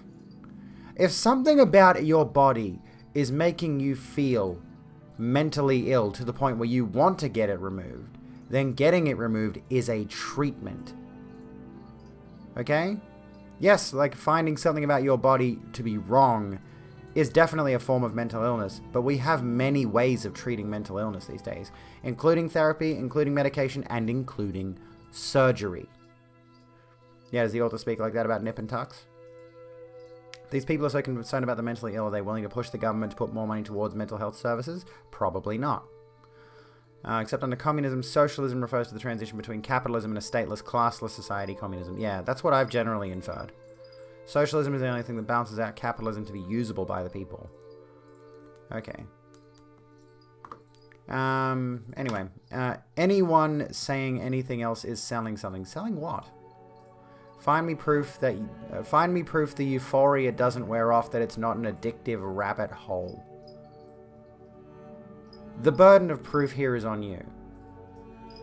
Right? Like, the burden of proof falls on this person. Find me proof the euphoria doesn't wear off. You're the one making the claim, you provide the proof. Right? That is a statement that you don't have any proof for your claims. We all understand people like Catman and the human Barbie are both a little sideways, but they're not hurting anyone. Transgender people aren't hurting anyone. They're not insisting laws recognize their right to live in a zoo or to lay naked on the floor. What the fuck? This is the problem with these people. Right? This is the issue with these people, is they go to the furthest extreme to compare us to people. To compare us to other individuals, other social weirdos. You know? Recognize their right to live in a zoo or lay naked on the floor of little girls' bedroom closets. I'm assuming that's the human Barbie thing. Like, she's saying that Catman and the human Barbie would be on the floor of little girls' bedroom closets. Like, that's the problem here. The human Barbie is not going to sue you if she overhears you tell someone that she isn't the real Barbie, because she makes no claim to that. Even the human Barbie knows that would be absurd. Do you know this person personally? Do you, whatever your fucking name is, Brazen She, know the human Barbie personally? Because I highly doubt you do, honestly. Projection, like fuck. Otherwise known as the Fox News model. Find the furthest, most out there thing and blow it out of proportion to make money off it, pretty much. But I bet this idiot isn't making much money off this. Trans people suffer high rates of all kinds of bad outcomes because they are mentally ill. Do you realize just how much mental illness is affected by the society in which we live? Society! Like, do these people realize that mental illness is caused by the conditions in which we live? Do they get that at all? Do they understand that? We do live in a society. Shit life syndrome, motherfucker. Right? Like, some of us have got awful circumstances that contribute to the things that were mentioned earlier, like depression, anxiety, self-harm, suicide. You know? In addition to being trans and having dysphoria. Like yours truly. Bottom text. They lack the wherewithal to properly care for themselves, and they often do encounter prejudice in their daily lives stemming from the stigma surrounding mental illness. So why are you contributing to the stigma surrounding mental illness? You fucking society. Some mental illness, yeah, you can be born with some, but a lot of mental illness can... The thing is, some people can actually develop schizophrenia. Yeah, like you've said, yes, develop schizophrenia, but some people can be born with schizophrenia, some people can be born with, like, stuff like autism and ADHD, which are not... I don't know if those are considered mental illnesses. They're mental disorders, I think. But yeah, like, I'm sure she'll mention this, like, transness due to PTSD thing. That'll probably come up. I can barely hear this music. I'm going to bring this back to here. I'm going to bring the soundtrack back to this one. Anyway. It's fairly run-of-the-mill stuff. They need to be seen as a new unique brand of creature. Hang on. Their need to be seen as a new unique brand of creature just looks pretty damn narcissistic. Is she talking about Catman and Barbie, or is she talking about trans people? Narcissism has a very high comorbidity with depression because life never seems to quite live up to their bloated expectations. Developed due to trauma, at least according to the psychotherapist. Developed speech problems due to awful conditions at work. Thank fuck you go down. Yes, thank fuck you go down. Yeah, so is she referring to trans people or is she referring to these two? Once she goes with the narcissism thing. Narcissism has a very high comorbidity with depression. Yeah, life never seems to live up to our expectations, and we're not trying to be seen as a new, unique brand of creature. We're trying to be seen as people. Like, I'm not trying to be seen as a unique brand of woman. I just want to be a woman who pees where the toilets with the woman sign are. Because they have such a problem with me peeing, apparently. Like, Anyway. I'm sick of being told how vital it is that trans people get affirming care, because no, it isn't. What's your suggestion, then? Sick of hearing how dysphoria that persists beyond puberty is a sign of real transness. Gatekeep much? What? This is exactly the opposite of your experience. You're cis. This is exactly the opposite of my experience. You're cisgender. Your experience doesn't matter with regards to whether or not we gatekeep transness. Which most people don't. Some people do, but most people don't. The header below my latest stories. Fucking hell. Dysphoria beyond puberty is a symptom of unhealed trauma. There we go. Women don't use the toilet. Women don't fart. Healing is scary because we have to go to dark places. But the only way out is through. Yeah, and going through required me to get HRT. How arrogant to suggest anyone is exempt from learning hard lessons in life. So, what are the hard lessons there? That people should just deal with the dysphoria and never progress to identifying how they want to identify and actually being themselves? Beanie, welcome to the Rogue Room. I want to unpack this particular fragment. Dysphoria beyond puberty is a symptom of unhealed trauma. So, what happens if there's a trans person, right? Let's just say there is a transgender teenager who goes through school and, get this, is surrounded by loving, caring friends who actually appreciates them for who they are. And at no point during their schooling, and I know this is uncommon as all fuck, but let's just say that this person doesn't have any trauma and gets through to adulthood and is still dealing with dysphoria, in a sense, but they don't have any trauma associated with it. Right? So then what does it become? Chessa, there you go. Enjoy that one. I have not read 1984. I need to. What if puberty was the trauma? Yeah, exactly, right? Like, a lot of trans folks have said that, and I've definitely got dysphoria around my... I've definitely got trauma from my male puberty. Because there's a lot of things about my body that I simply can't change these days. Unfortunately. Anyway, so yeah, how arrogant to suggest anyone is exempt from learning hard lessons in life, which it seems like she's just saying if you have dysphoria, you should just suck it up and deal with it, which is not what you say to somebody who does have a mental illness. It's been a rough couple of weeks. Marion Miller has been charged with two counts of malicious communication for tweeting about women's rights. Let's have a look at this. Which is... is that why he was saying 1984? It's so Orwellian that they ought to make him an... Oh, wait, that's a dude? I thought Marion... Feminist and a working mum. Oh, fucking women won't weesht. Shut the fuck up.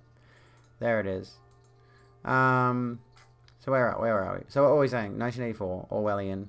Enjoying the Skyrim background music. You're gonna like Radio Chess. That sounds good. Saying Orwell should be made Scottish. Oh, I see. That's what she meant. Okay.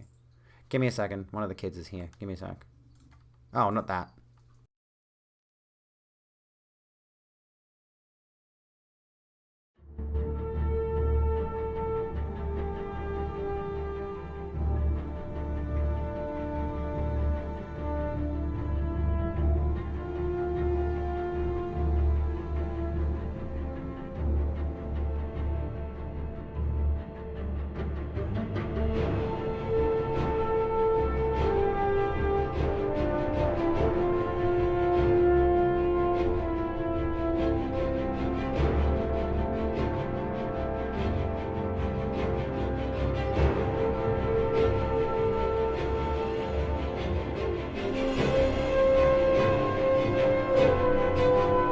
Okay, I was wrong apparently.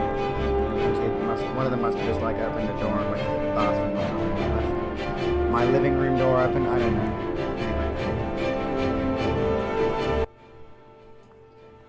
Anyway, let's come back to this. So, Marion can be a mask name. Yeah, it can, which is why I was confused for a second. I'm like, who is the mask person in this scenario? And then I realized, Orwell. Okay, so coming back to this. Has been charged with 2 counts of malicious communication for tweeting about women's rights. What were the tweets about, though? Let's have a look at what the tweets were. Hubs has been cranky, and the kids are all home from school again. But I couldn't let the... Whatever, who cares about your family? But I couldn't let this go any longer. All the droplets condensed into a downpour in my mind, and it overflowed onto my keyboard. Trans people are mentally ill. You know who's, like... I'm just gonna say that it seems pretty mentally ill to be so obsessed with a group of people that has no effect on your life. Like, these people are not hurting you. Did a trans person rape your dog? Like, oh, now the kids are here. Give me a sec.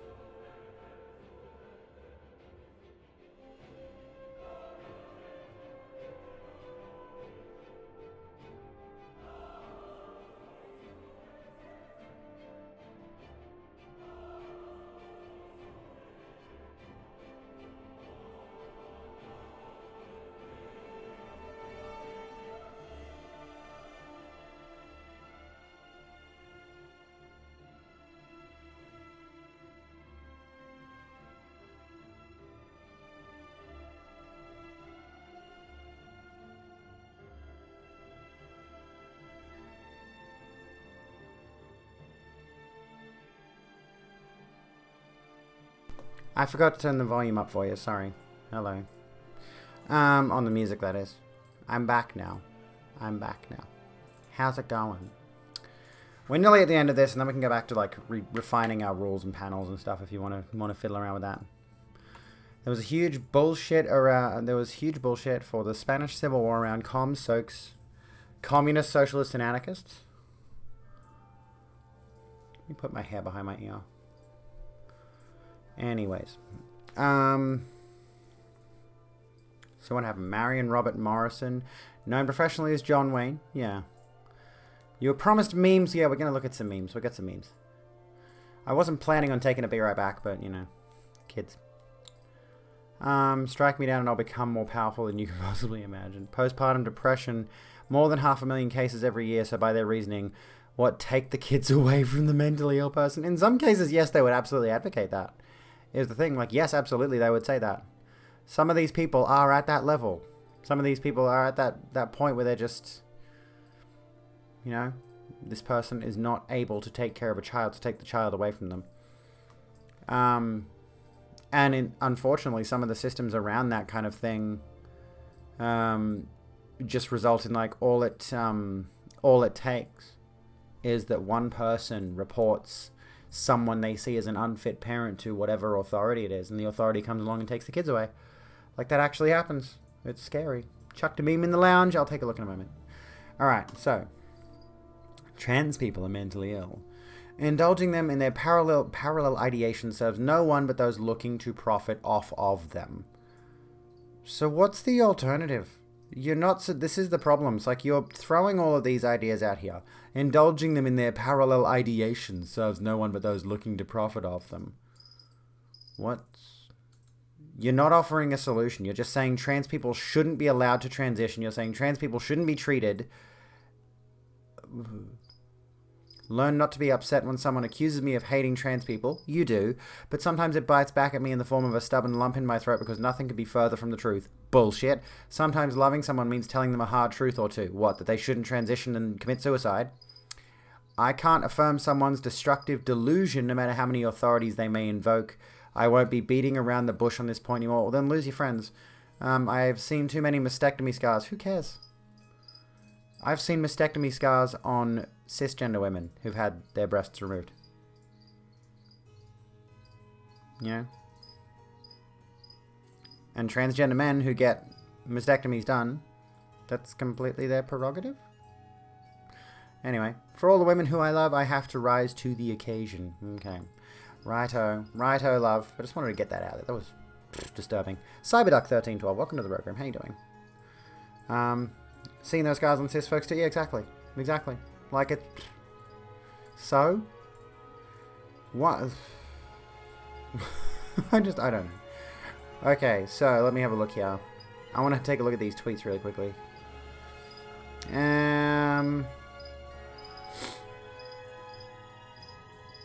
Okay, so this person, what happened to them? They received some kind of, charges or something relating to this shit. So they tweeted, I am honestly astounded at the level of madness surrounding this week's Trans Awareness Week 2020. Support transsexuals, absolutely, but why in the name of fuckery is anyone supporting these utterly filthy predators? These are not trans women, they are men. Dangerous predatory men who, and then it cuts off. What? Okay, I'm confused. In what has been a challenging year for everyone, I can confirm we will not stop fighting to have this filth and propaganda removed from our schools. Flying over Dumbarton. Okay. And seen a witch modelling next to a wonderful sign, blah, blah, blah, blah. I'm not reading this whole thing. Unless you want to. The Curious Case of Marion Miller. Scottish feminist and working mum. On the 28th of April, she received a phone call out of the blue from a cop who told her she would need to attend her local police station to be interviewed under the Malicious Communications Act. Basically, she's saying if you've committed a crime, you should be denied healthcare. Shocking. Shocking that. I wonder why they do that kind of thing. Anyway, let's take a look at these memes. Let's have a look at these memes. Meme Supreme first. I think we've dropped off the 69 cents. And we just arrived from New South Wales. What should we get? Fucked. Oh, speaking of, let's do a bit of normal person news for a minute. So there's this.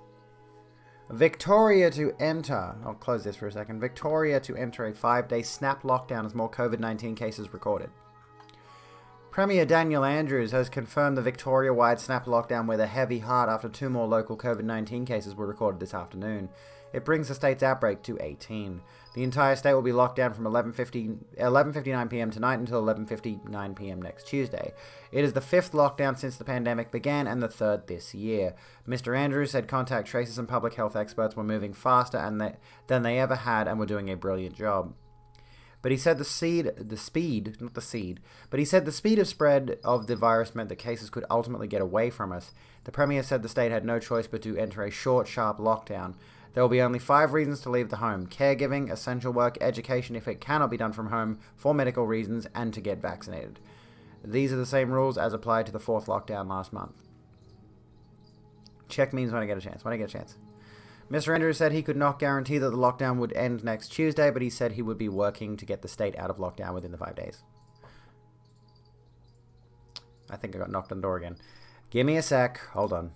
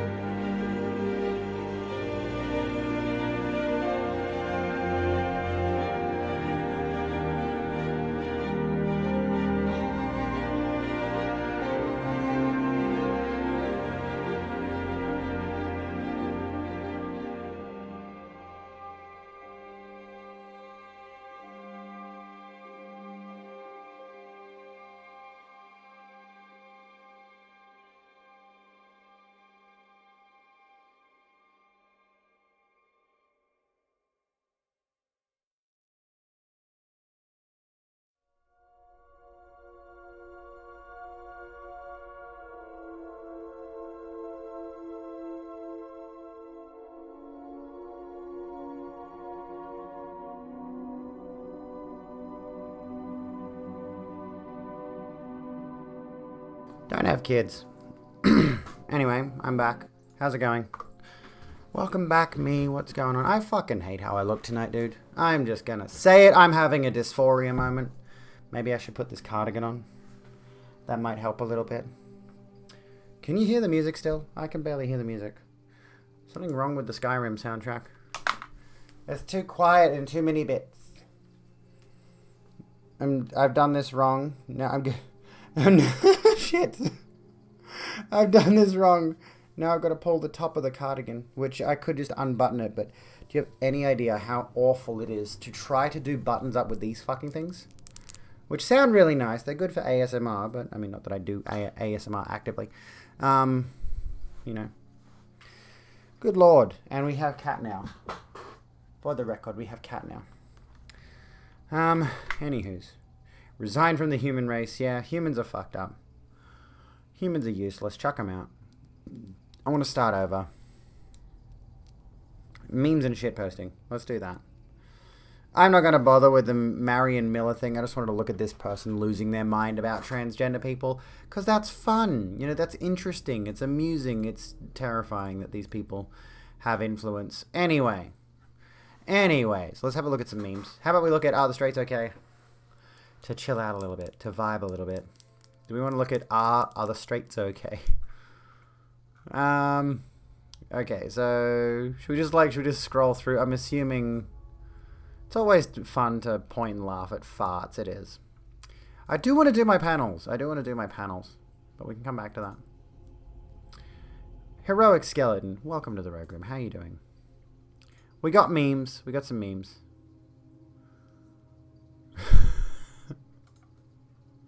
Let's have a look at these first. Victoria records 7 new COVID-19 cases. AFL game at MCG listed as exposed. Dan?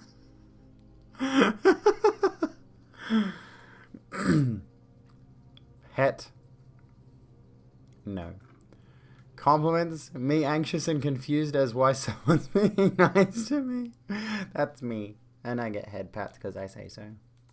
What about this one? I can barely read this one. Hang on.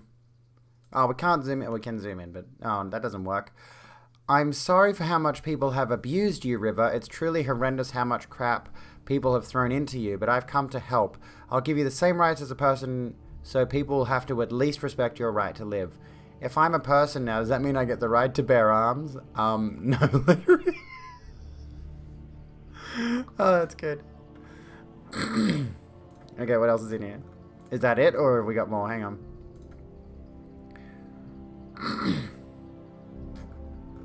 What's this one? You look at him and tell me there's no need for gulags. Is that supposed to be like him saying that? I don't know. Like, I mean, we do have a need for gulags. I will say that. We can laugh at ScoMo shitting himself at Engadine Macca's. I mean, yeah, we should always laugh at ScoMo, honestly. Scott Morrison. This is a wholesome one. Look, listen up. You are brilliant and amazing. If you don't realize that, I'm going to remind you every day. No picking on the Minister Veil song. I love this one. Oh, yes, motherfucking breadcrumbs. But it's been... This is a Pokemon redo of that meme. Of that comic. Oh, boy. A as... What the fuck? Okay. A as an aesthetic A. Don't be a dumbass. N as an aesthetic N. Don't be silly. That is an aesthetic... Another aesthetic N. Stop it. That is an aesthetic Y. Tie bad. What? I don't get that one. As an aesthetic W, nope, it's sh and sh. As an aesthetic R, surprise, it's ya. Hello, Snaily, how's it going? And that classic horror film, Snyayapovel Dyayayi.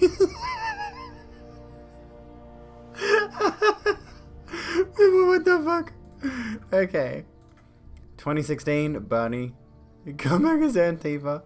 Back to being Bernie Bros again. True.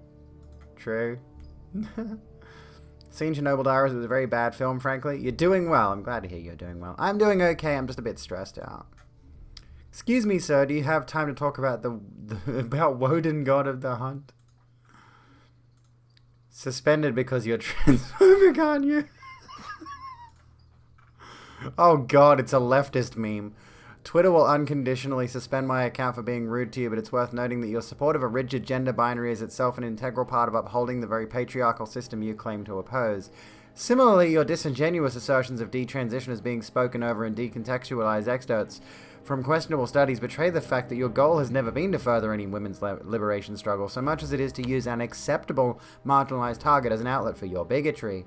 Your ideological alignment with hardline traditionalist reactionaries makes you the very enemy of women, of lesbians, of the non-traditionally feminine that you are claiming transgender people to be. If this is unintentional, accept that you are out of your depth and reconsider your politics. Otherwise, it would be best to not to speak at all and let others live as they please. That's a full-blown leftist meme. Several paragraphs of shit. Anyway, you're learning Russian right now for your Ukrainian girlfriend, so that Chernobyl one was pretty good. How are you, Liz Kit? I wouldn't mind learning Russian, honestly.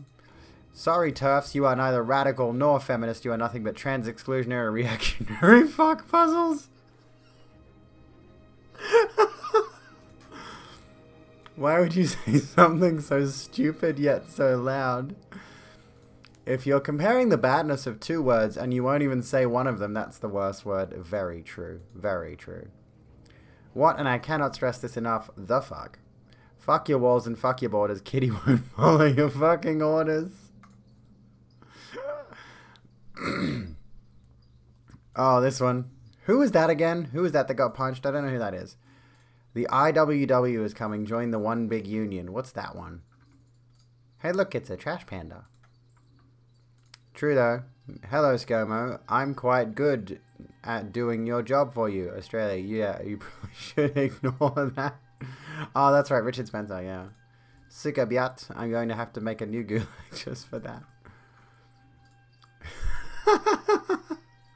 He, she, they, we. Hell yes. Poggers.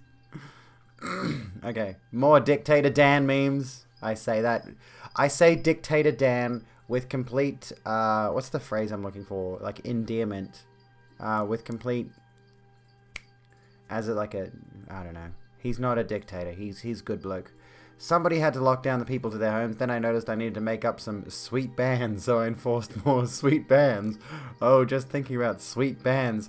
I wish I just made some more sweet bans.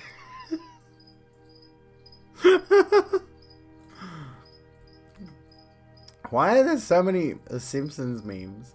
Why are Simpsons memes so prevalent?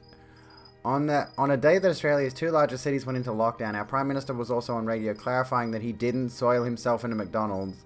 Australian politics is truly a gift. Go away. There ain't no Engadine incident and there never was.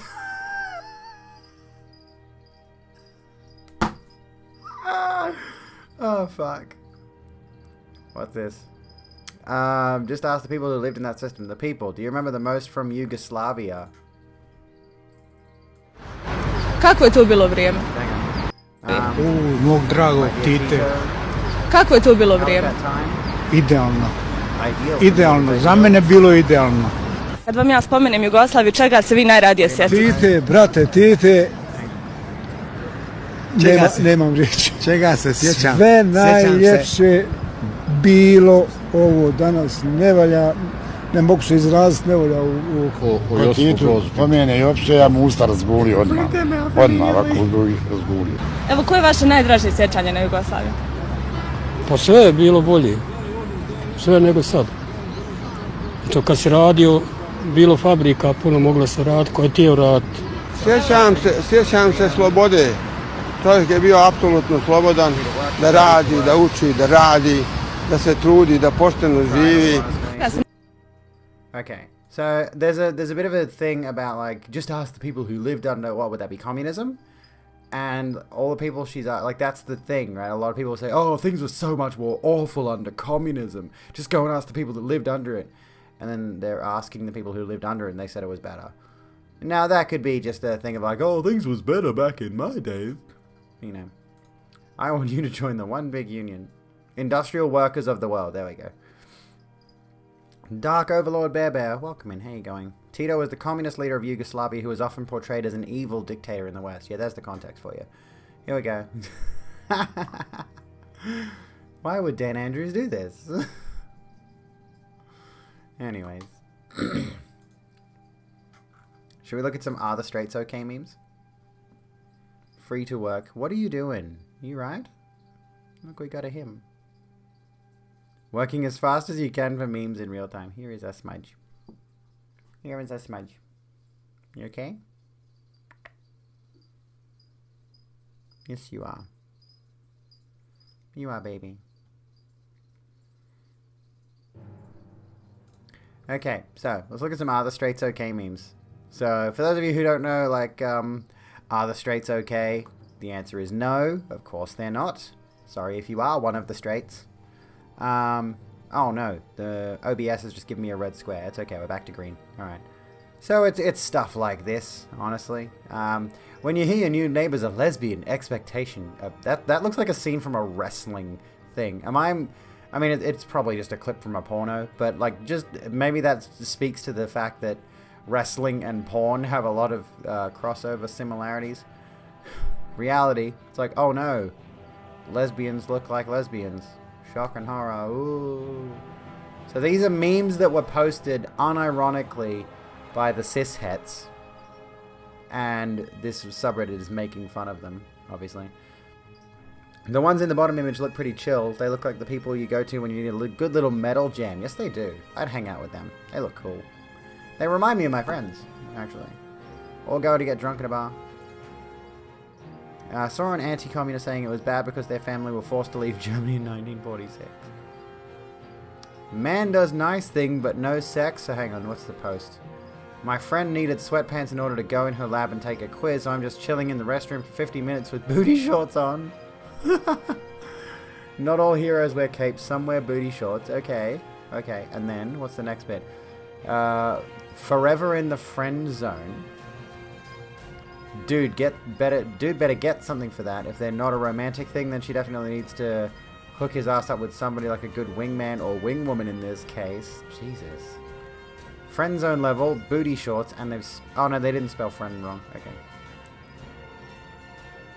Some say he's still in the friend zone to this day. If this dude can't get out of the friend zone, I'm fucked. Smells like friend zone. I like how all the screenshots are downvoted. Dude, what the hell is wrong with men? Helping a friend? Unheard of. Thankfully, the dude wasn't the trash. He remains an awesome guy. Yeah, he's cool. He's Pog. We like him. He's Poggers. Okay? This bloke here, very cool fellow. Very cool.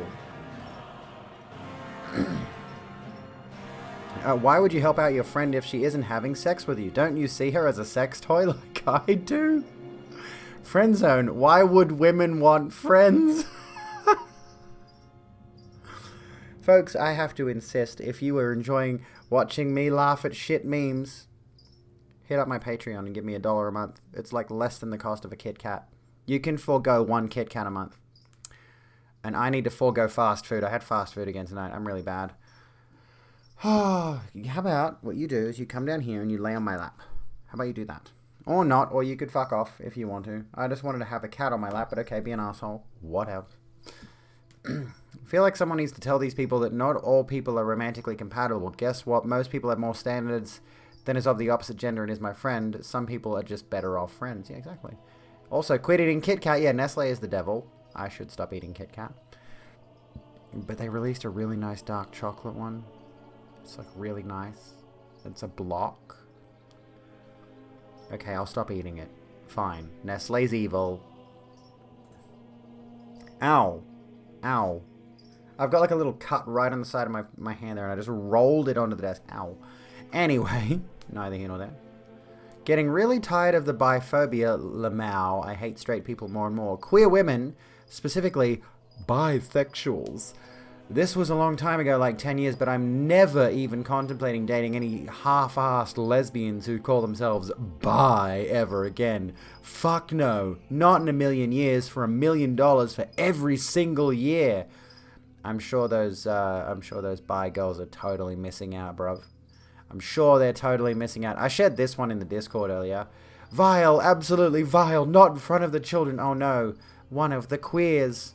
Oh, honey, you look so cute in the shirt I bought you. Watch out, chicks. I'm a ladies' man. That shit's always so cringe. That is the Dick Flattener. That is the Dick Flattener meme. That shit is always so fucking cringe. Especially, it gets worse though. They have those little shirts that's like, yeah, I'm a ladies' man or whatever. It gets even worse when you've got like family groups, family friends, and they get together and they've got little toddlers and one's a boy and one's a girl. They're like, oh, aren't they adorable? They're gonna get married. And they're like 3. They're fucking 3-year-olds. And you're projecting marriage ideals on them at 3. Anyway.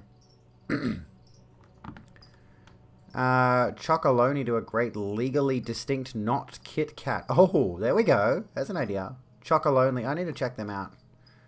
It's fucking gross. It's weird. And like that's another thing of the projection. They'll say, oh, they're forcing their sexuality on the children. And it's like, that's literally what you fucking idiots have been doing forever. That's literally what you fucking idiots have been doing forever. You started this shit. This is so true. Now needs to be one with the radical right. They brainwashed you. Really? What? What? I can't even... I can sort of get it. It's a whole mess, though. This meme's a mess. If a girl ever pulls a knife on you during an argument, pull out bread, ham, and mayo. Instincts will kick in. And she'll make you a sandwich. What fucking year is it? 2002? 2002? I'm exhausted. There's more memes in the Discord. Let's have a look. Let's have a gander. Oh my god, there's tons. It's all lefty memes. There's so many. Okay. So what do we got? 10 out of 10 reactionaries won't get this. They will someday though. Oh fuck, that's dark. I will make the sandwich. The A in BLAT stands for arsenic. You've been working hard, you have been. Being into capitalism must be so lonely. Imagine not getting a kiss on the head from Karl Marx's ghost every night. Oh, I can't read this. Is it bigger? Is there a bigger version? Yes. Second Lieutenant Lyudmila Pavlichenko. And who are you? I'm a sniper. A woman sniper. In our country, women fight in wars alongside men. And how many men have you killed? Not a man. Fascists. 309. Fucking based. Based. Based. Not a meme, but still funny. Let's have a look at this. $1 million crowdfunded for Friendly Geordie's legal defence against New South Wales Deputy Premier. We believe these cases go to the heart of a citizen's right to challenge, investigate and criticise politicians. We are inspired by this level of support. Xenophon Davis. Is that a person's... That's 2 surnames. Anyway. Or is that a company? But yeah. Poggers. Very poggers. That was a meeting that happened IRL. I'm assuming that's been recreated for a show, right? By the look of it. That's the lawyer. Okay. Communism, it's a party. Communist jokes aren't funny unless everyone gets them. Antifa, Maoist, Trotskyists, liberals, tankies, media moguls, Black Lives Matter, cultural Marxism expansion plan. Dear kulaks, you claim to hate communism, yet you work in our gulags. Curious. Turning vote USSR. Disapproving in communist intensifies. I got a problem with landlords. How far left are we going tonight? Looks like someone's going to the gig goodly oolag. Stop paying rent and buy a home. Mass killings of landlords. Marx defined the classes. Kalashnikov made them equal. Well, no it didn't, sadly. Well, I mean, not in the West. Bacon, lettuce, yellow pepper, arsenic, tomato. Miami, our army. When you kill your military officers and former supporters by throwing them out of the helicopter for not supporting your neoliberal policies that made your entire nation hate you, but it's okay because edgy teenagers will call them communists 10 years after your death. I don't get that one. Historical reminder, snowflakes beat the Nazis. Fuck. Oh, that's good. Okay, that's good. That fucking got me. Holy shit. Oh, shit. Women's Weekly? Once you pop the Tsar, the fun don't stop. Proletariat. I'm gonna say something contrarian right now. I'm gonna say a spicy take. gonna say, gotta give you a spicy take here. Pringles are not that fucking good. Anyway, moving on. Seize the memes of production. That's cool. Use non-binary. Pinochet, neoliberal fascist dictator of Chile who killed millions of people in the country and was best buds with Thatcher and Reagan. Ah, I see. Roses are red. Everything is red. Communism. I should read Trotsky. I have caffeine, ADHD, and anxiety, so you're smart now. I'm anxious about more things faster. Ready salted Pringles are mediocre, but some of the other flavors are pretty good. What I hate is that everyone seems to like the sour cream and chive or sour cream and onion or whatever flavor it is, which is like the most popular flavor, the green can that I've noticed. And it fucking sucks. It's awful. It's fucking awful. Oh, Lenin. Well, actually, I think the reason I said Trotsky is because I did watch a video recently about literature that you should read as a leftist. And one of the mentions was noted, like one of the first books mentioned was something by Trotsky. I've forgotten what it is now. I have the reading list saved somewhere on my PC. Sour cream and chive is terrible, it is. But I don't reckon. They're all white men. How am I going to tell them apart? Gladys Berejiklian. She's had a rough few weeks, okay? Comfort characters is when a character, which can be from a TV show, game, book, etc., makes you feel safe and happy when upset, down, sad. I don't watch JoJo! Or are you guys referring to me because people think I look like a JoJo character as your comfort character? Trevor Belmont. Trevor Belmont or Alucard became... Actually, Alucard especially. Alucard especially in Castlevania became a comfort character for me. If that makes sense? I don't know, but like especially... I know if you've watched Season 3, Alucard's got a bit of a storyline that sort of drifts a bit. But there are a lot of moments where I'm just like, I'm vibing with Alucard right now. Warning, get vaccinated or we'll release ScoMo's nudes. No, I want to see the photos of him where he shat his pants at Engadine Macca's.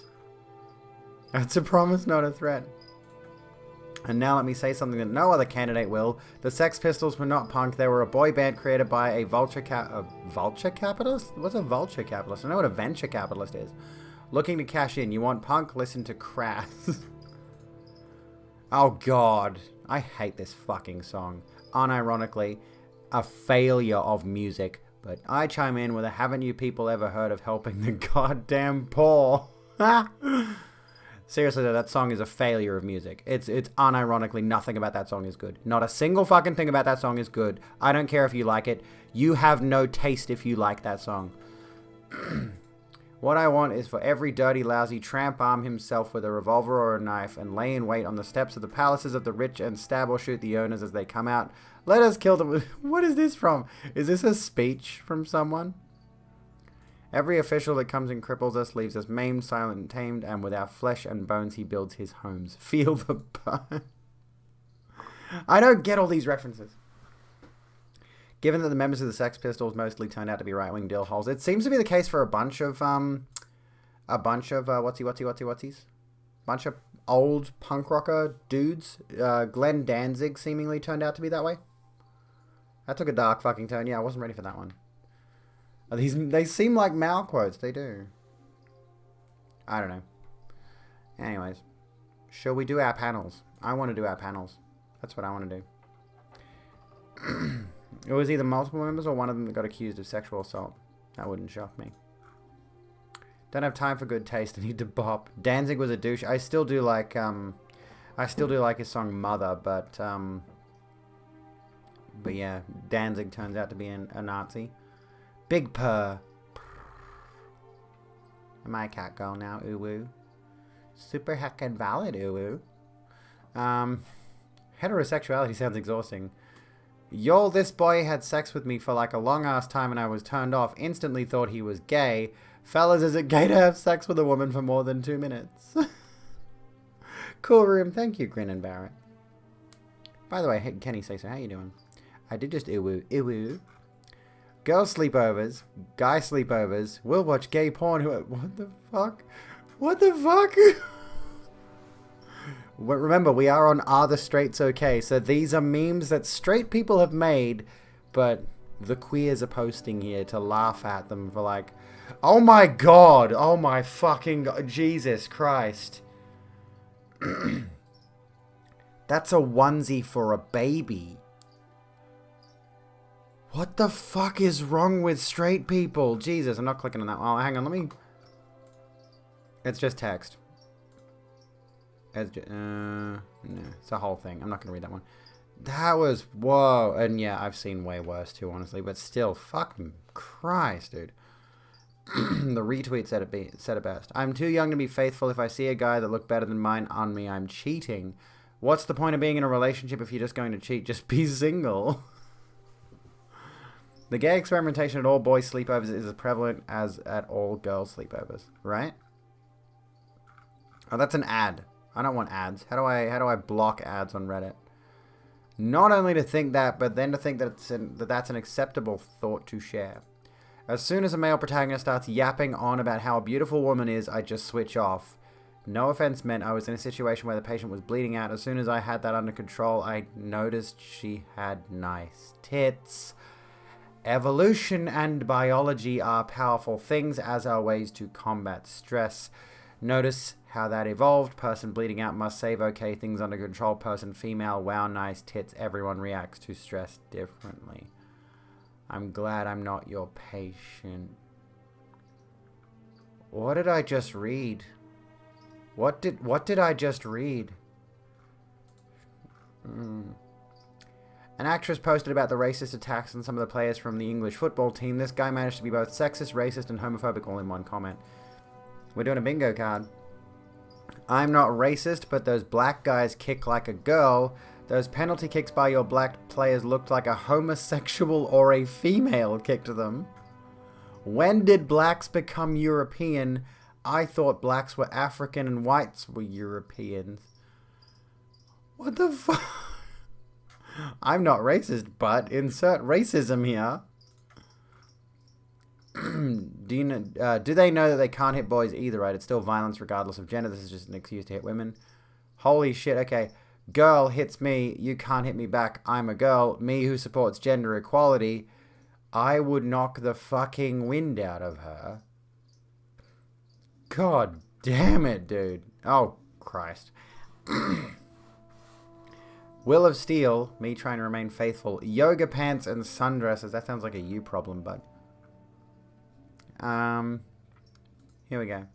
So, gay and lesbian couples explain why they don't hold hands in public. Spoiler, it's because straight people try to kill us.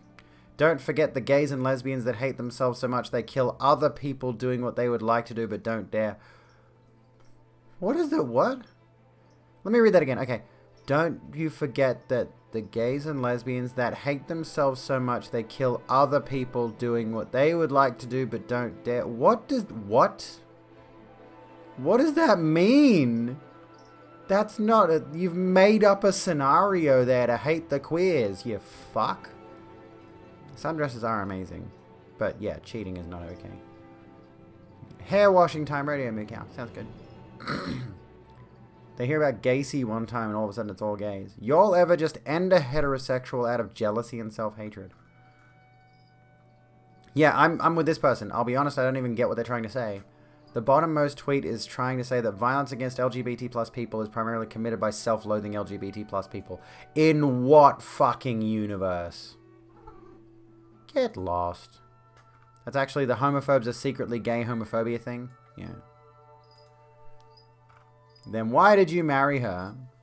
You have the right to remain silent. Anything you say from here on will be used against you. Oh my god, I fucking hate boomers. I hate my wife. Jesus Christ. This is great.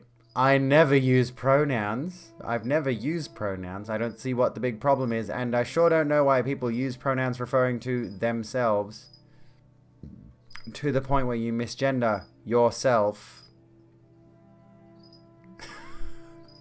I don't use pronouns. My pronouns are none. Please do not refer to me. Even better, do not perceive me. Pronouns are none. Please do not refer to. Even better, do not perceive. Oh goodness, they used 6 pronouns in that post. I'm gonna upvote some things. I don't upvote things. Life is like chess. Men are weaker but valued more. Women are stronger but valued less. And bishops can only move in diagonal lines. What? You right there? Cat's just licking his foot. That's why they think like that over time. They think that's what you're supposed to do. I'm not homophobic. I don't hate gays. I just don't support that lifestyle or their choices.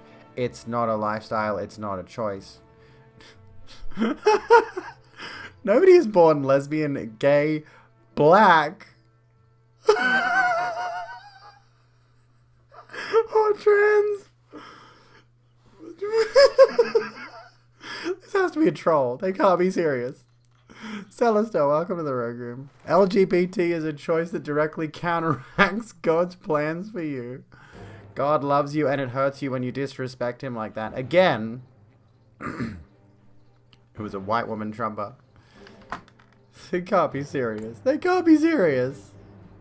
No one's this dumb. I refuse to believe someone has 3 IQ. No. And yeah, is your God so pathetically weak that it can't defend itself? Again, anytime they say God loves you and it hurts when you disrespect him like that, it just says to me, it's like, well, your God's pathetically is lacking a lot of power. Fucking hell, my hairline is showing and I hate it. My hairline's not bad. I just have a widow's peak and I want to cover it.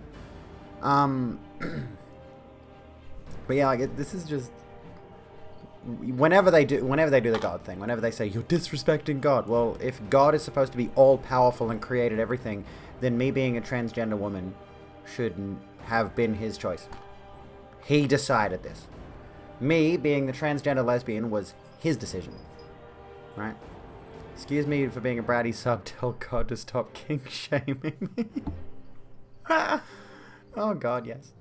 From a foreigner perspective, the more time passes, the more you're honestly sad about conservative American tweets. I wonder what kind of education they get.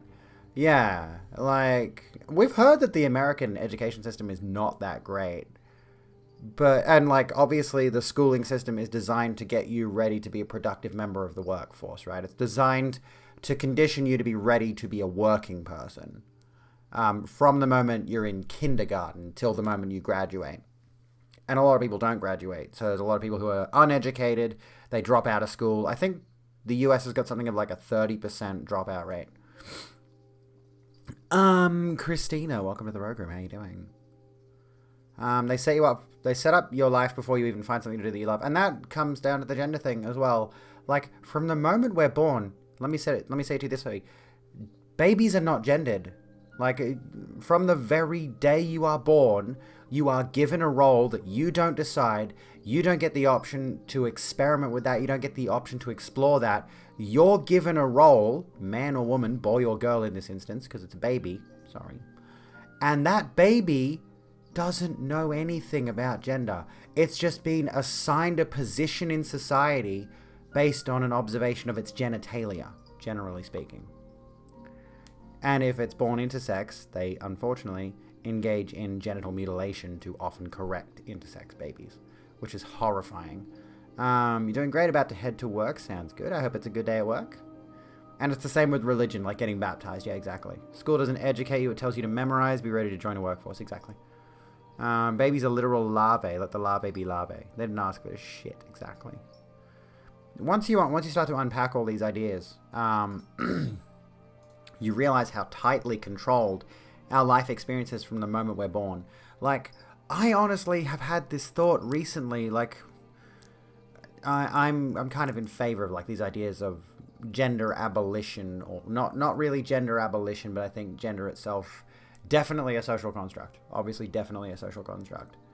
The way that women are, the way that men are, the way that non-binary people even are, the very things we do, are very tightly controlled and manipulated. And honestly, I want to show you something that I haven't done much on.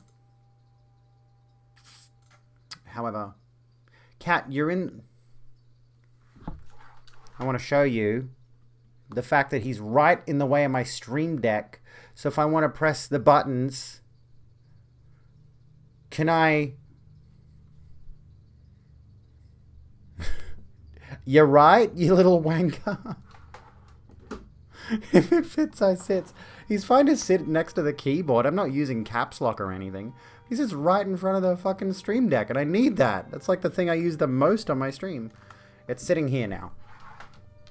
There we go. Stream deck is there. Also the mess on my desk, including my mask. Excuse my voice. I'm horribly voice dysphoric lately. Horribly voice dysphoric lately. So, I'm going to give you some spoilers for my upcoming YouTube video, which I have not written. I have not written it. I have not done anything. We're halfway into July. Sorry, we're halfway into July. I didn't release a video in June. This was supposed to be my June video. I didn't fucking do it. This is now going to be my July video. These are my notes so far. Just my notes that have not been sourced or anything like that. In what ways is gender difference a basis for inequality in contemporary society? This is my next video essay. This is going to be a big one. I want to put a lot of effort into this. I'm up to 4 chapters. I want to talk about I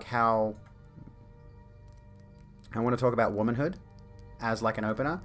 And there was a point that was made to me. There was a comment on one of my YouTube videos that was like, how can you expect to ever be welcomed into womanhood if you don't blah blah blah, some turf bullshit. And I'm like, I've always been a woman. The reality of the situation is I always was. But I masqueraded as a man for X amount of years because I was socially conditioned to believe that was the role that was right for me. And I realized a long time ago, actually, that it was not the right role for me. And I'm only now I'm just shy of a year into publicly being out as trans. That's pretty cool. Next month, I think, on the 27th. I need to fix this up. See my hairline there? See how awful it looks? Spoilers, I have a hairline. It's not good. Genuinely, and honestly, Cactus, that's what I want to address in this video. Because there's so many people. Let me get my hairbrush out. This is the thing, right? I might actually put this away and get this out. Might be easier. I look lovely. Thank you, Ipo. I do like my hair. It is quite nice and soft and silky. Stop watching me, you little creep. What are you doing? Hang on. Let me get my thing. That's one of the things I want to ask. That's a question I want to ask in the video essay. I want to say, what is womanhood? How do you define what womanhood is? And how can you gatekeep what a woman is based on the fact that there have been huge movements trying to redefine the basis and the role of a woman in society, right? Talking about feminine. Oh my God, look at that. You know, I don't know why it does this. Hang on. I think what I need to do. Give me a sec. That's not helping. Okay.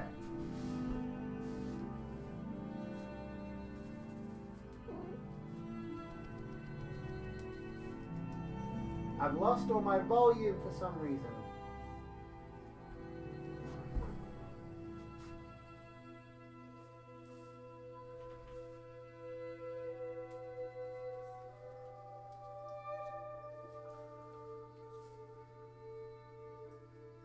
Alright, sorry I'm so obsessed with my image. It's a girl thing. Kitty, he's doing his kitty thing. There we go, that's a little bit better. Society trying to force us in boxes where some of us do not fit was the weirdest experience you had in your life. Yeah, exactly. So you could technically take any narrative of the kid that just doesn't fit in as arguably a trans narrative in that respect. On that foundational level. We are listening to the Skyrim soundtrack, yeah. We're vibing out to Skyrim tonight. So yeah. Hola Clara, how you doing? It's a dang cute bow. Thank you. I need more of these. I love my bow tie headband. It's so adorable. Anyway, but yeah, it's arbitrary what it means to be a woman. The traits you can list that make up what it means to be a woman are no less true of men and vice versa. Exactly. And from this perspective, like for this particular video essay, and I've only done these bits, and I want to get sources for all of these points I'm making.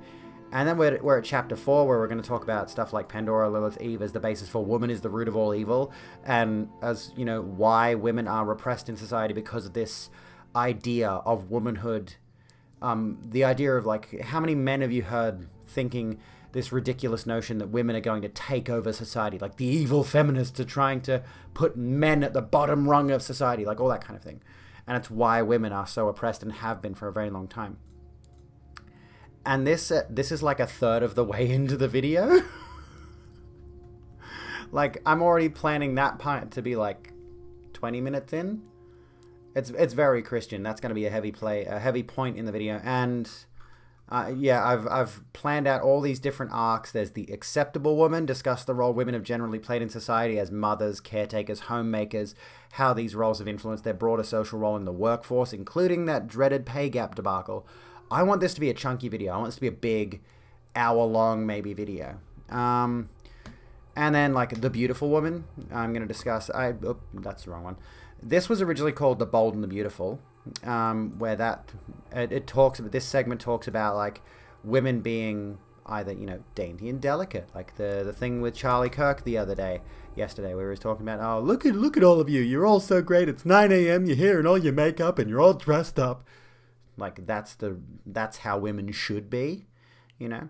And then we're going to talk in that same chapter about women who are gender non-conforming. And this whole video is going to heavily relate to similar issues that affect transgender women specifically, because I'm a transgender woman. I am all of transgender women. If you are a transgender woman, you are me. We are legion. I think my cat wants to fuck off. All right. Off you go. So, I am you. You are me. We're a happy family. I don't know what that's from, but anyway. I'm me. Hello, Izzy. How you doing? So yeah, this is my next video essay. Is women. It's called, at the moment it's just called Women. I was originally going to call it The Woman, or at the moment it's just Women. I'm not sure what I actually want to call it. That's just a starting point. And in this video, the outfit I wore last night, the really nice cream outfit, that's going to be in it. There's also going to be me in a much more gender non-conforming outfit for perhaps the beautiful woman segment, or maybe I've thought about, like, I've got to write notes for like costume design and stuff like that in this as well, because I can't do much in the way of costume design. Toasty, thank you so kindly for wishing me the best of luck. I hope you're having a good one. So I was going to say, yeah, like this video is going to be as big and as bold as I can possibly make it. So it's going to be several recording sessions to get this one done. And I really want to elevate my production value on this one, but I need to get it done. I've been struggling with it so fucking hard. Hi, Dre, thank you. I could use that. Thank you, Draco. Do you have a day job? I may well have a proper day job soon. Thank you for the head pats. Ooh. I may well have a proper day job soon, but previously I've only been doing food delivery, driving. I have had a proper day job in the past, but at the moment, and I recently just did like the second stage of an application for a job, so it's looking pretty good that I'm going to get this gig, because it's the same gig I had a few years ago, but at a different location. So I may be in a good position here, I think. Lilith has always been depicted as the all-powerful woman, which was the perceived downfall of man eating from the tree of knowledge in the Garden of Eden. If you want to get a more distinctly Christian frame on it, there we go. Fingers crossed, thank you. I'm not going to clarify what kind of job. We'll literally kick the patriarchy's butt right now. Do it. Excuse me. You could talk about Lilith for hours. Well, there's more than likely a ton there that I could use. But the main point for using those mythical figures, those mythical women, those ancient women figures, is because they have been painted as the reason for all evil in the world. Like Pandora opening Pandora's box. She unleashed all the evil upon the world. Eating from the tree of knowledge unleashes all the evil on the world. And then all of a sudden, women are subjugated thanks to largely Abrahamic religions. And that has persisted through to the modern day, in such an age when we should be able to look at these kind of things and think, well, that doesn't make any fucking sense. What up, Emily? How's it going? You saw a TikTok recently about Lilith that was saying over history she became a woman, but originally in the text it's just another monster. There's an interesting thought. All of those religious texts, especially the far more ancient ones, we won't even bother touching on Scientology because that's a bunch of bullshit. But all of those ancient religious texts have been edited and translated over thousands of years to the point where you can't really trust any of them. Scientist women were thought of as a joke until the 70s. At this point, you know for a fact men back then knew how powerful we were. Oh, yeah. Scapegoats for all of that is wrong because of a book from the Bronze Age in the desert. I know, right? Extreme metal group Cradle of Filth have depicted Lilith as an all-powerful creature who could shapeshift. That sounds poggers. Saw an ASMR video, the premise of which was Pandora doing an unboxing video. That sounds cool. Sounds like a cool idea. Hell yes. I mean, I wanted to, like, I did want to, what have I got here? I've got a bunch of different things open. We'll come back to the Pixels Mixel tweet later. Did we want to maybe extrapolate upon my ideas here? Did we want to contribute some thoughts, some notes? And if you've got references, I'd love to have them.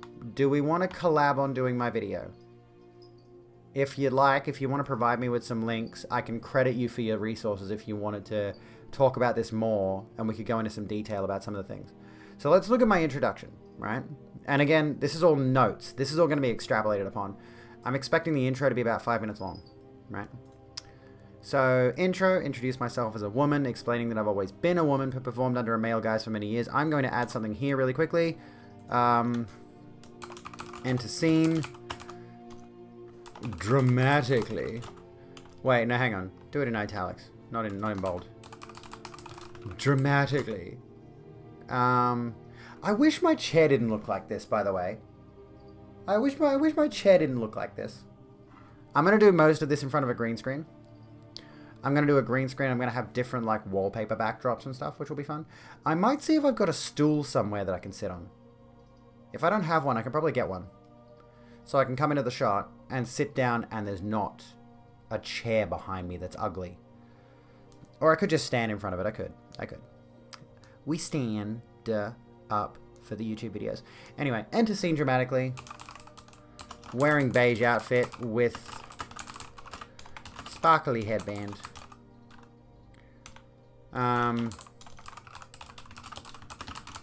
So when I say typically femme makeup, I mean this shit.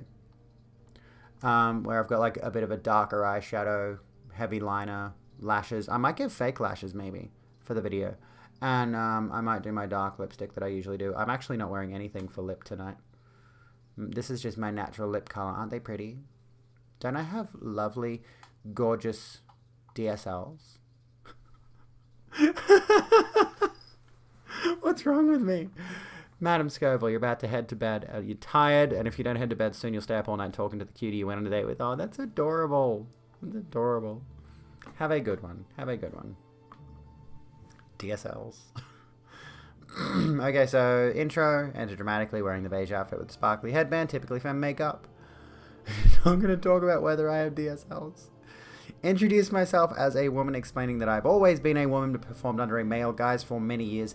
This was going to be another video that I wanted to actually release right around my birthday, but my birthday was 4 days ago. I'm still going to do that video, the male guise thing. The video is called Pursuit of Masculinity. I might change the name. I haven't decided on the name yet. But this one in particular, I do want to write a video specifically about my experience with masculinity and performing it. And that's gonna be another one where I amp the production value up quite a bit, instead of just doing like a long form recording session of like, here's the things, here's the points that I want to make, blah blah blah blah blah. I want the next video essays I make to be really, really full of effort if I can do it. You wish you knew makeup stuff. Makeup is hard. It's a pain in the ass. I've only just figured out like blending my eyeshadow, so you can't really see here on this, but I've got a bit of like, I've got a pretty like chocolatey, not chocolatey, I don't know what it is. I think the color that's on most of my eyelid is called caramel, and then the color that's just on the tip of my eyelid here is chocolate, right? And I've blended that and it looks really nice, right? So I have a little blending brush. Let me show you what I've got. Stay there for a second, please. I've got this, right? And if you buy little makeup brush sets, they might actually have instructions like this one does.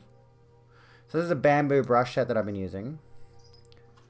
And so I start off with, these brushes have got like, these brushes have got like two sides. So I apply my base layer of eyeshadow with this. And you can use this to do your eyeliner with whatever eyeshadow you want. You can use that to do the liner, but I use a liquid liner. And then, so what I will typically do, I'll do like a layer across the whole lid of like a lighter color. And then I'll take a darker color and do the edges.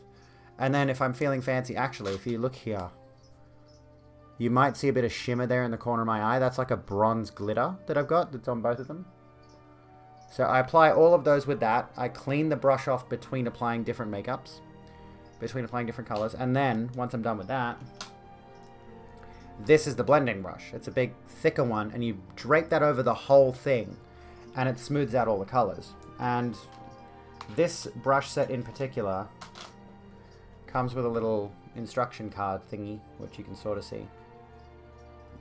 Doesn't really do the thing. There we go. Gives you a little bit of a guide. You know, it's tricky, but you know, you can figure it out. It's a good little kit. You can find brush sets like that that have got little instructions on them. It'll give you a bit of a you know, guide to get you started, I suppose. And then you can experiment from there, try different techniques, try different colors. I mainly stick with the same colors because I'm still not 100% confident in my makeup skills. But, you know, makeup is strictly gendered as well, and it's bad and it contributes to the patriarchy. Anyway, so we're continuing on with this. We're continuing on with this silly thing. So yeah, introduce myself as a woman, explain that I've always been a woman. There was a point I wanted to make in here somewhere. Because we've discussed about gender as performative. We've discussed gender as like a choice, like can you choose to be transgender? Which again, if you can choose or if you can't choose, doesn't matter. If it's innate or if it's a choice that you make, doesn't matter. At the end of the day, you should still just respect a trans person, period. On the most basic level, just be kind to yourselves and each other. But I do tend to think about this a lot, right? Throughout my childhood, my adolescence, my adulthood, most of the important people in my life were women. I was surrounded by women, very rarely had much to do with men. I have got male family members, I have had male friends, but most of the people I always felt comfortable around, and the people that I could say unequivocally had a significant influence on me were women. And to that end, I wonder about, like, has that had an effect on me being trans, or has it not? I don't know specifically. But of course, I do experience dysphoria, which is a whole other mess, a whole other can of worms to open. And I wondered if I could illustrate that in the video, maybe, but I also don't want to lean into ideas that are not really outlined properly. And I feel like that may contribute to some toxic narratives. If I were to use that idea of like, oh, most of the people I looked up to throughout my life were women. Does that mean because I look up to my mother, my aunties, my whoever else? Does that... Personally, I think being trans is a biological thing decided in utero. There's a lot to suggest that there's a lot to suggest that being trans is innate. There's a lot to suggest that... and again, it's a discussion we could have. But there's a lot to suggest that being trans is not a choice, right? Same way with being gay. People don't choose to be gay. People don't choose to be trans, broadly speaking. Because, honestly, who would choose this? Who would choose to be the subject of such constant and perpetual harassment? You know, who would choose to be targeted and dehumanized and demeaned on such a regular basis? Who would opt into that, knowing how queer folks are treated, as a general rule? That's a good point, Reaper. I haven't had a proper Be Right Back break just yet, so I'm going to do the same thing. I'm going to go get myself some wine, put my brushes away, get rid of my mirror, which I'm just like Narcissus right now. And we'll be back in a minute. We can talk more about this. And we've got to do my panels. I've meant to do my panels. Haven't done them yet. Getting distracted. Talking about stuff. You're trans, and to be honest, you don't really know any of the science, but you do feel personally your transness isn't really innate. That's where I'm I kind of struggle with this idea that, like, maybe elements of my transness were influenced. But that's not to say, like, when you go down that road, and I will take my beer right back in just a second. When you go down that road of saying, oh, I was potentially influenced into transitioning, some people might take that, especially TERFs, might take that as meaning, oh, my mother was so heavy-handed on the trans stuff and she told me all about these transgenders and then I wanted to become one. No. I think an important facet is that there were, like I said, so many powerful female role models throughout my life and women that I looked up to in the media and all this kind of thing. And I think I just potentially began to develop dysphoria and develop a sense of trans identity when I was much, much younger. And I just grappled with that in as many ways as I could. Because, like, some people might have had the same kind of thing but never transitioned. Some people might have had the same experience I had of loads of female role models, loads of female people to look up to in the media and in their family, friends, circles, all of that kind of thing, all the important people. Like, it's a man in this circumstance that I'm describing. But then grow up to just be a man who might just be an uber feminist, for all we know. You know? Some people have this innate thing people going on, some people don't, yeah. It's definitely different. Everyone's experience is different. I just think, yeah, the female role models I had specifically have contributed at the least to my identity. Hello, C-Jack. How you going? What's going on? You love the... you're just tuning in, so you missed the convo. I thought you said you love the convo. You love the bow. The bow's very nice. Anyway, BRB, we'll come back to this conversation, and then we're going to do my panels as well. We're going to talk about this, my video essay, and we're going to talk about panels. And again, if you would like to contribute any resources, we're going to talk about some of these points. If you'd like to contribute any resources, I would deeply appreciate it. Because I'm looking for my own resources as well. But I mean, if you have anything you think would be a good thing for me to read to contribute to the video essay, please link it to me. I would love to read it. I'd love to have some more perspective on this aside from Tara Moss. Send me someone FB. Thank you, Izzy. All right. BRB. I'll be back in just a second.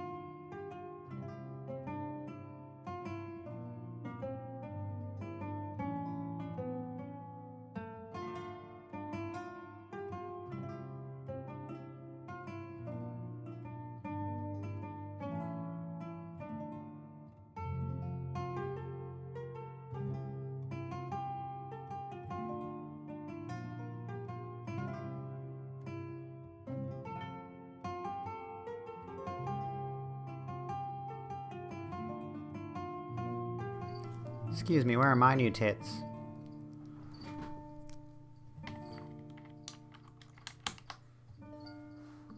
Hello, folks. Your girl hath returned.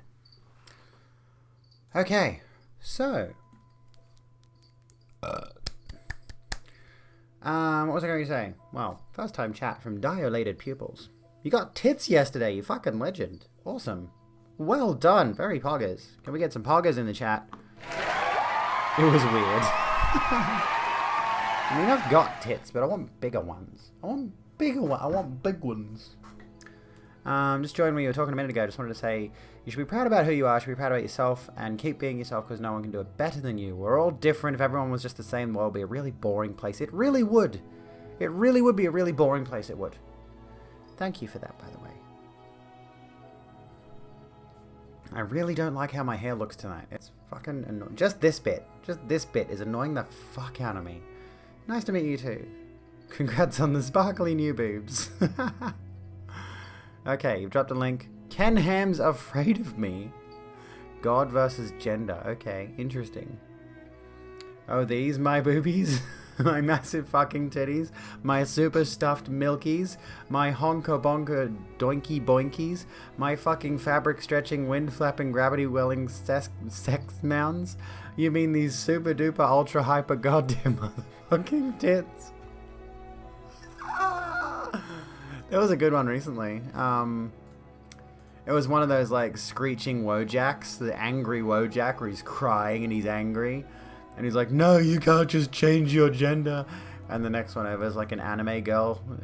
It was like screaming about HRT or something like that. I can't remember exactly. Screeching about HRT at this anime girl who's obviously supposed to represent trans girl. And she's just going, haha, titty go boing. And yes, they do go boing, for the record. I've been going for walks around the neighborhood. And I don't generally wear bras because they're not big enough to worry about it, and they do go boing. And they do go boing. Titty go boing. Hello, Cuckles. How you doing? What's going on? Look at my crystal lizard. Isn't he adorable? I have a crystal lizard. I have a crystal lizard. The boinkability of titties is their finest feature. They go boing. They go boing. The weirdest sensation of growing boobs was when I first went down the stairs and felt them go boing. Look, I have a crystal lizard. I'm fangirling like crazy over this fucking thing. I can't believe it. I have a crystal lizard. And people on Twitter like that fact, apparently. Look at this. What's this weird strand of hair here? I need to get some hair product. I really do. Anyway. Like, I just posted. Look at it. It's cute. It's cute. And he lights up. Did someone say doom? BFG division intensifies. I just love the fact that I just posted a picture of it. I just posted some pictures of it. And now the post has over 104 likes. And I'm like, why? It's just a crystal lizard. And people like the crystal lizard. Because I like the crystal lizard. He's adorable. Yes. It's pretty. It's very pretty. Anyway. You want to eat it? You could try. You could try if you want. It's because it's a crystal lizard. The 22 Flames, welcome to the program. How you doing? Okay, so I see the trailer for the new Netflix show Queer Force. No, I've not. I've heard cringy things about it though. I've heard people saying they don't like the idea of it because it seems like what a straight person's idea of queer representation looks like. But I might be thinking of something else. I don't know. I might be thinking of some other thing. I gotta fix this up. This is still pissing me off.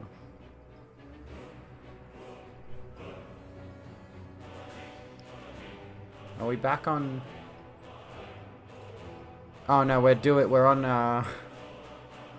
on One They Fear, which is not. It's like the combat segment when you're fighting a dragon. It's not the actual intro theme. There we go. That looks a little bit nicer. Skyrim music. Yeah, we'll listen to the Skyrim OST tonight. That's fucking nice. It's chill, I love it. It's so good. Can I turn it up a little bit, or is it too loud? Oh no, it's loud enough. It's loud enough. You folks can probably hear it. Anyways, what was I doing? I've still got other streets, okay, open over here. Anyway.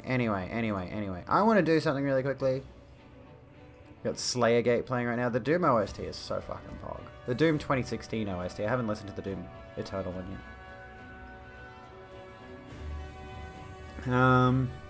It's bad. Oh, okay. Do you see the trailer for it? So it's bad. The worst part is they have a joke they do about pandering to the gays. Of course they do. Need to find a job so bad. So do I. Hello, Beckini. How you doing? You need to kick some butt? No, you don't. You're all good. It's all good. You can chill. Eternal. I've heard Eternal soundtrack is missing a few things because they kicked Mick Gordon off too early, and the soundtrack runs a bit flat by comparison to Doom 2016's. I don't know. I haven't played it. I haven't played Eternal. I haven't played Eternal. I will at some point. I'll get it at some point. Maybe when it's like super cheap. I've spent a lot of money recently. Well, not a lot. This was too much. Birthday present. It was a birthday present. Do you think if someone doxes you, is it fair to dox them back? You shouldn't stoop to that level, but at the same time, it's like, what are you going to do? You know in the future we're all going to be made in test tubes in factories, so gender and sexuality won't make a difference then. Probably. Well, if we get that far, I think we'll wipe ourselves out before we reach the Matrix level of things. By the way, I've noticed the sub goal, the total subs has been dropping by like 1 every half an hour or so. So like people's subs are running out and they're not renewing the bastards. Probably gifted subs more than likely. But like, look at this. The number keeps dropping. Stop it. Anyways, do we want to do my panels? Someone gift me a sub. Gender and sexuality will still make a difference, just not in the case of reproduction. I suppose. Kicking Mick Gordon from a project is like kicking Hans Zimmerman or Hiroyuki Sawano. I feel like I know Hiroyuki Sawano's name, but I don't know what from. This is Jeremy Soule, and I've heard questionable things about Jeremy Soule, unfortunately, which I really like this soundtrack, but it turns out he's a bit of a sus bloke, if I'm not mistaken, so... Oop. Anyway, do we want to do... Let's do a bit of this. Let's have a look at my notes for my script properly, because we didn't really go very far on that. So, outline society's broad perception of the role of women and girls as being secondary to men, for obvious reasons. We outlined that earlier. So this, for those of you who missed it, we're doing essay and video essay notes. So I've got an actual essay for university I have to do, but honestly, I'm not even sure I want to go back to university. I did 1 semester, and it was too much doing 1 subject. To the point where I'm like, I don't think my mind is cut out. I don't think my little neurodivergent brain is cut out for being in academia properly. I have tried on several occasions and I can never really get through it. So I may not end up staying with it. However, the essay question is quite good for a video essay, so I'm going to keep that.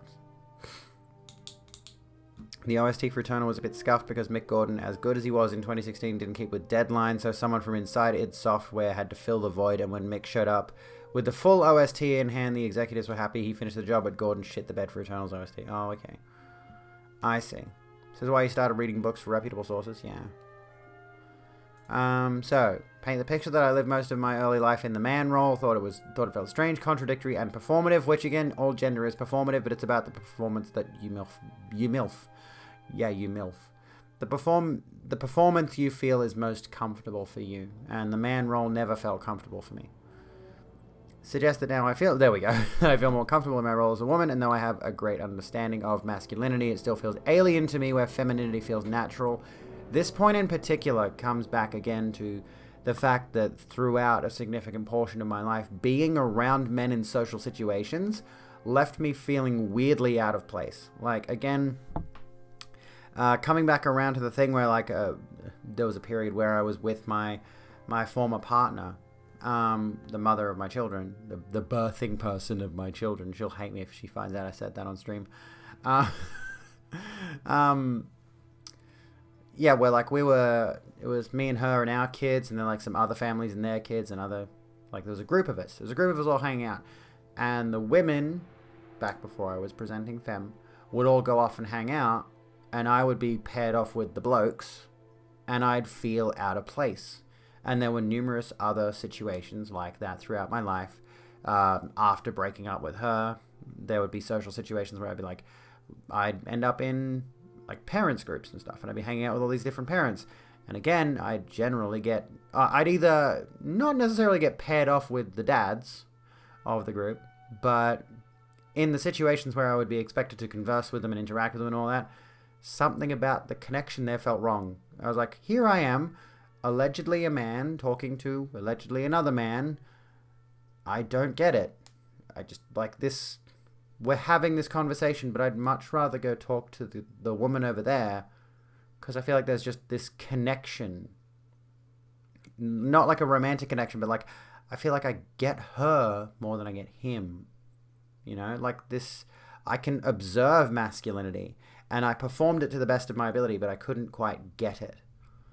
Okay, which is going to be the subject, the focus of another video. The seed incubator. Yeah, I have kids. I have 2 kids. They're here today, so it's been a chore to get them to bed. You know, you feel that? Yeah, it's tricky, like, because we're conditioned to think that we're supposed to be a certain way, and maybe like back then, I probably could have chalked up that kind of thing. No, like the actual. I was the one providing the seed. She was incubating the seed. You get the point? Anyway, God damn it. What was I going to say? Oh yeah, like back then when I was heavily repressing my identity, I probably could have chalked up that kind of weirdness around men to autism. You know, I probably would have made that excuse as like, oh, it's probably an autistic thing. I probably don't get why men are, because I'm autistic, right? That has to be the excuse. And looking back on it now, it's like it's literally a gender thing. Like I just didn't get the male gender in the way that I thought I did. You know? And despite all of this, like I've mentioned here, I feel as though my womanhood is still perceived as performative by others, like a phase I might get over or a drag character that I take off at the end of the performance. Abigail does not come off. Okay, Abigail is who I am. So that's another poignant point, I think. It just continues on from this point, really. Since transitioning, I've had numerous people say things to me like, welcome to womanhood, or are you sure you want to be a woman? That latter one being in reference to issues that women generally face, such as harassment. So that's going to be a very big segment.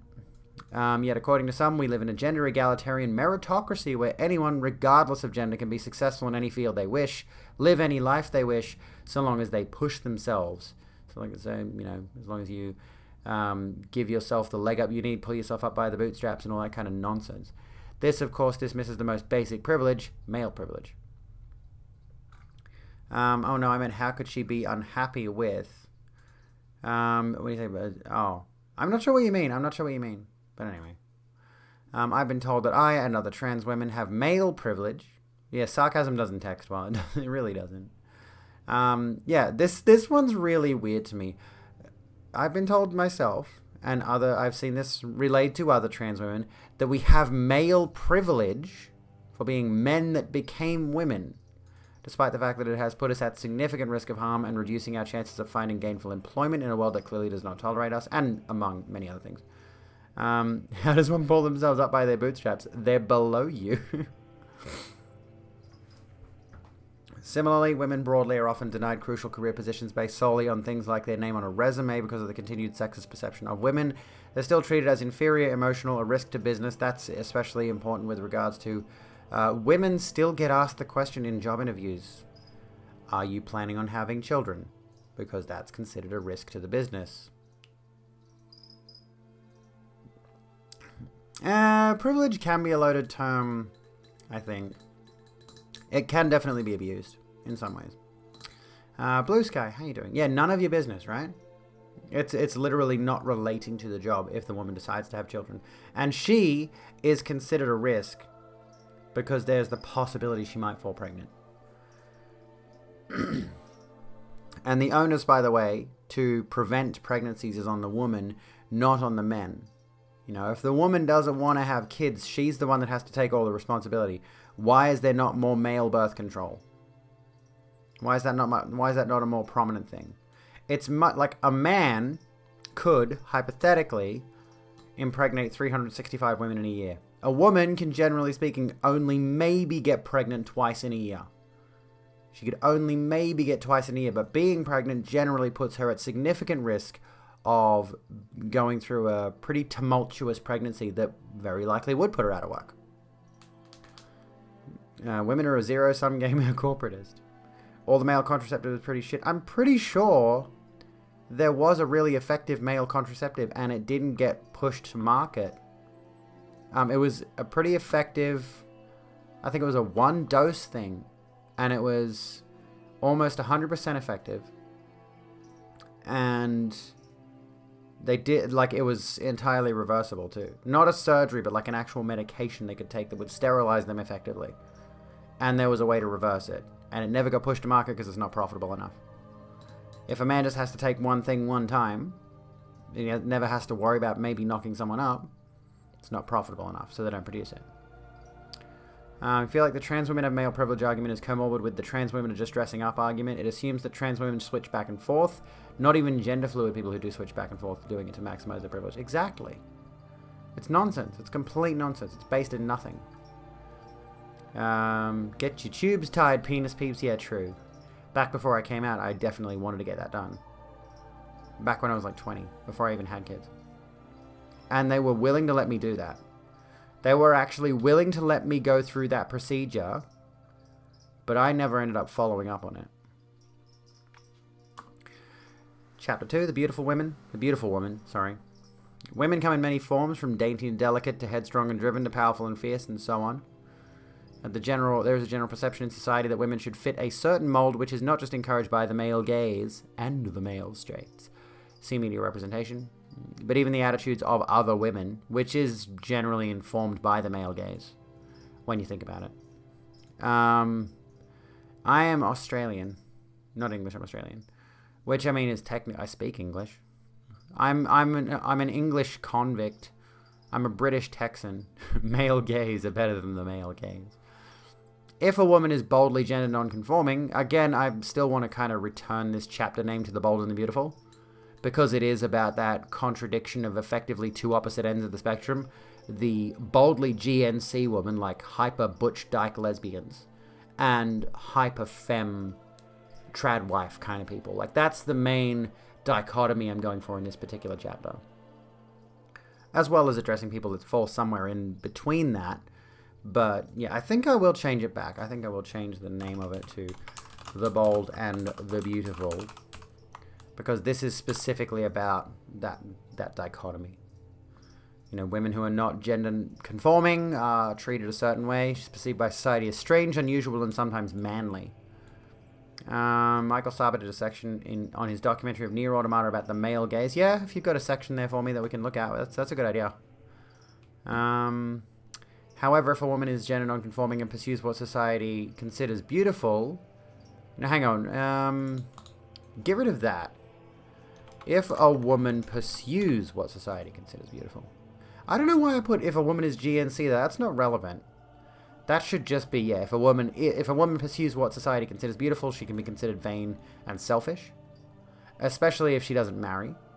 So let's have a look at this video. That's sarcastic, don't DM me testicles. Wait, what? Oh, that's a 45-minute video. I'll save it to my watch later. How Near Automata tells the ultimate humanist fable. We'll give a look at that another time. Have a friend who is trans but wants you to call him trans joined together, like saying people should be equal. Didn't say go through all of it now. I'll look at it later. I know how they do sheep. Rubber band and snip when black. Ew. Ew. Anyway, moving on. To this end, there is a comfortable middle ground for what many in society consider the generally acceptable woman, including attributes such as her height, weight, facial structure, hairstyle, and color, to the point where men will generally have conversations about their ideal woman. I distinctly remember, like, this is a point that I want to find a real good resource for, because I have a lot of experience in this department. I've been in a lot of conversations with men where the whole subject of the conversation is their ideal woman. their perfect woman. I've been in so many of these chats. To the point where I think there has to be some kind of article, there has to be some kind of study done on that particular mode of conversation. It's like 50% of what men talk about. It really genuinely is. And in some circumstances, even straight women have these same conversations about men, generally speaking. Or straight women have these conversations about what their ideal woman looks like. What their ideal self looks like. Or like, this is my body goals kind of thing. It's like a bonding rite of sorts, not a good one, but yeah. It has reached a point where certain cis women are being harassed for not presenting in society's most acceptable manner, and some trans women are being harassed for passing too much as cis. And then this part here, the acceptable woman. Where was this part about? Discuss the role women have generally played in society. We already read that bit before, the dreaded pay gap debacle. Here we've actually got a few sources. A couple of sources. They're only like news articles, but still. Discuss how women have been deemed more expendable in terms of their careers as a result of the pandemic. Women were let go in greater numbers during COVID. Now they face being offered lower paid roles to return to work. And this one here discussed that women, even as breadwinners, still do more housework than men. Even breadwinning wives don't get equality at home. And this is a point that... 3 more free articles this month. Fuck off. This was a point that was brought up in Tara Moss's book that I looked up and found this, which was from just last year. So this is well after Tara Moss's book was released, which was back in 2015. So that's still a consistent issue. You know, women are still expected to do the brunt of the housework, the caretaking, the homemaking, the childcare, and all of that, even if they're the one working full time. You know, that's still, the onus still remains on them. And then we get to the wicked woman, which is going to be, all of this idea of like woman is the root of all evil thing, which is leaning more heavily into, and I had another point to add to this segment, and I haven't finished this sentence here. So there's more chapters I want to add to this, which I haven't quite outlined yet. But I do, for example, future chapters. Motherhood is definitely going to be a thing, like with regards to the wicked women. Yes, the wicked women. Those evil wicked women. Pregnancy. Childbirth. The mother role. Birthing people, which is broadly referring to trans men, actually. But in particular, like with regards to tying trans stuff into this, the mother role, I call myself a mother. My ex had an issue with me calling myself mum. Because she had this attitude that you're only a mum if you've given childbirth, if you've gone through pregnancy.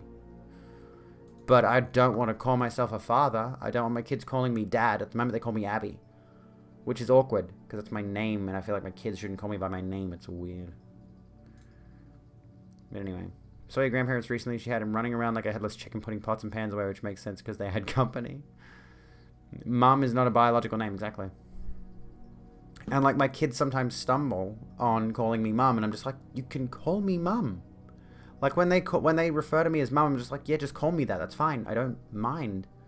You don't have to stop yourself and refer to me as Abby. Just call me mum. I'm okay with it. I like it, actually. What's funny is Clara and me look very masked. Cis mask folks saying some pretty bad shit because they think I'm one of them. That's awful. I call you Dabby. You dab every time. I'm not on bad terms with her, no. We get along. We see each other twice a week, so we have to get along, you know. As non-binary, we don't mind dad, but we haven't really crossed that bridge with our kids yet. You still look like a Chad before I was a Stacy. I want to be a Stacy, but at the moment I'm just like Chadette.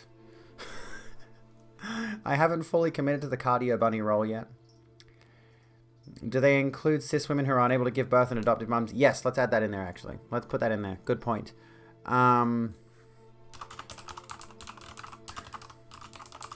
We'll just give these, like, minimal notes. So, motherhood.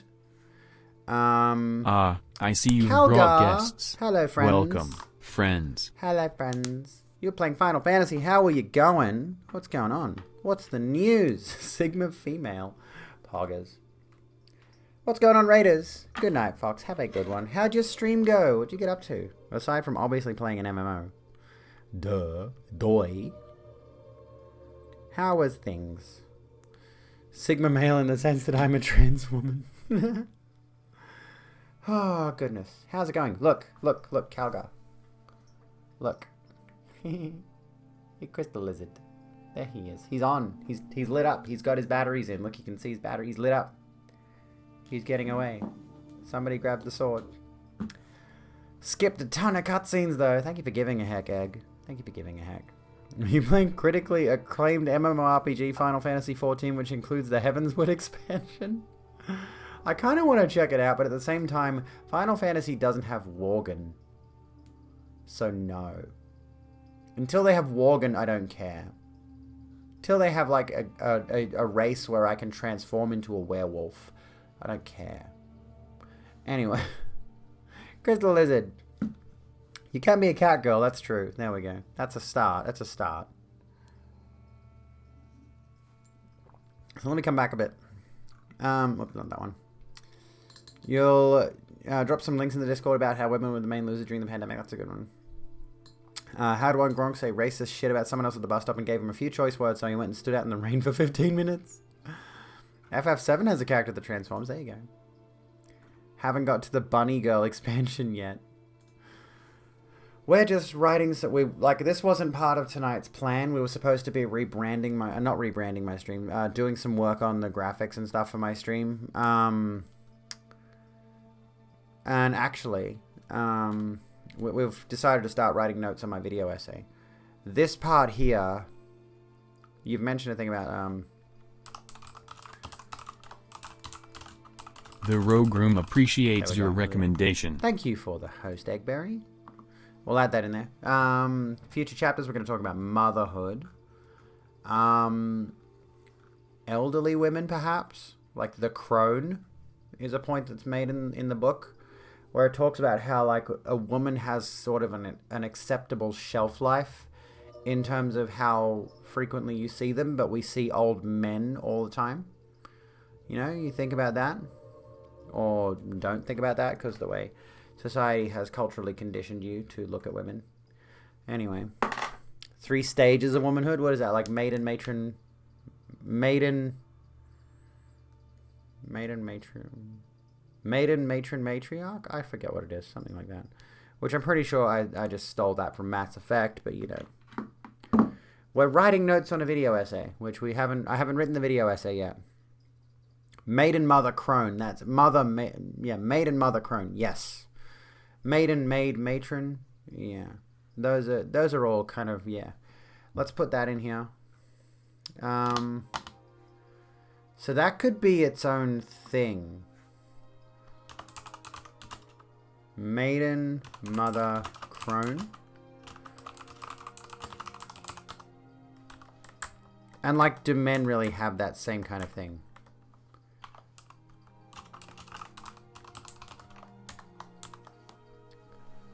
Morrigan, Ceridwen, Bloodwind.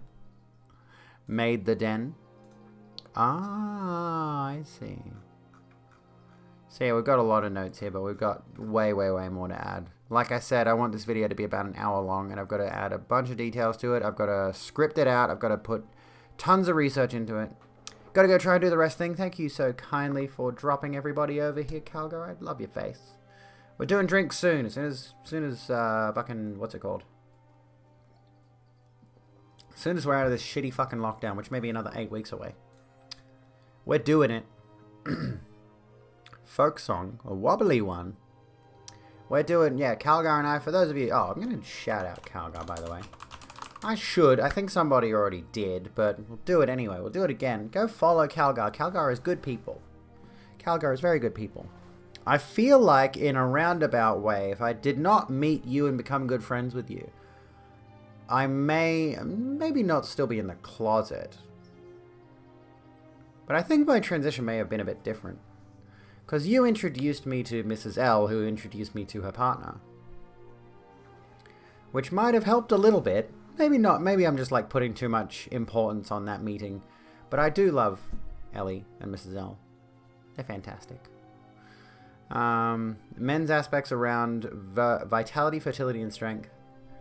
Building a list of good people to follow. It's easy to get tossed in weird channels on Twitch. It is a bit. I'm trying to focus on who I raid, specifically. Like, I've never watched Death Note, no. I do want to focus specifically on, like, who I send you folks to. You know, when I finish my stream, I want to make sure you're in this atmosphere. I want to send you to a similar atmosphere. Christianity took the pagan triad with Father, Son, Holy Spirit. Yeah, wouldn't shock me.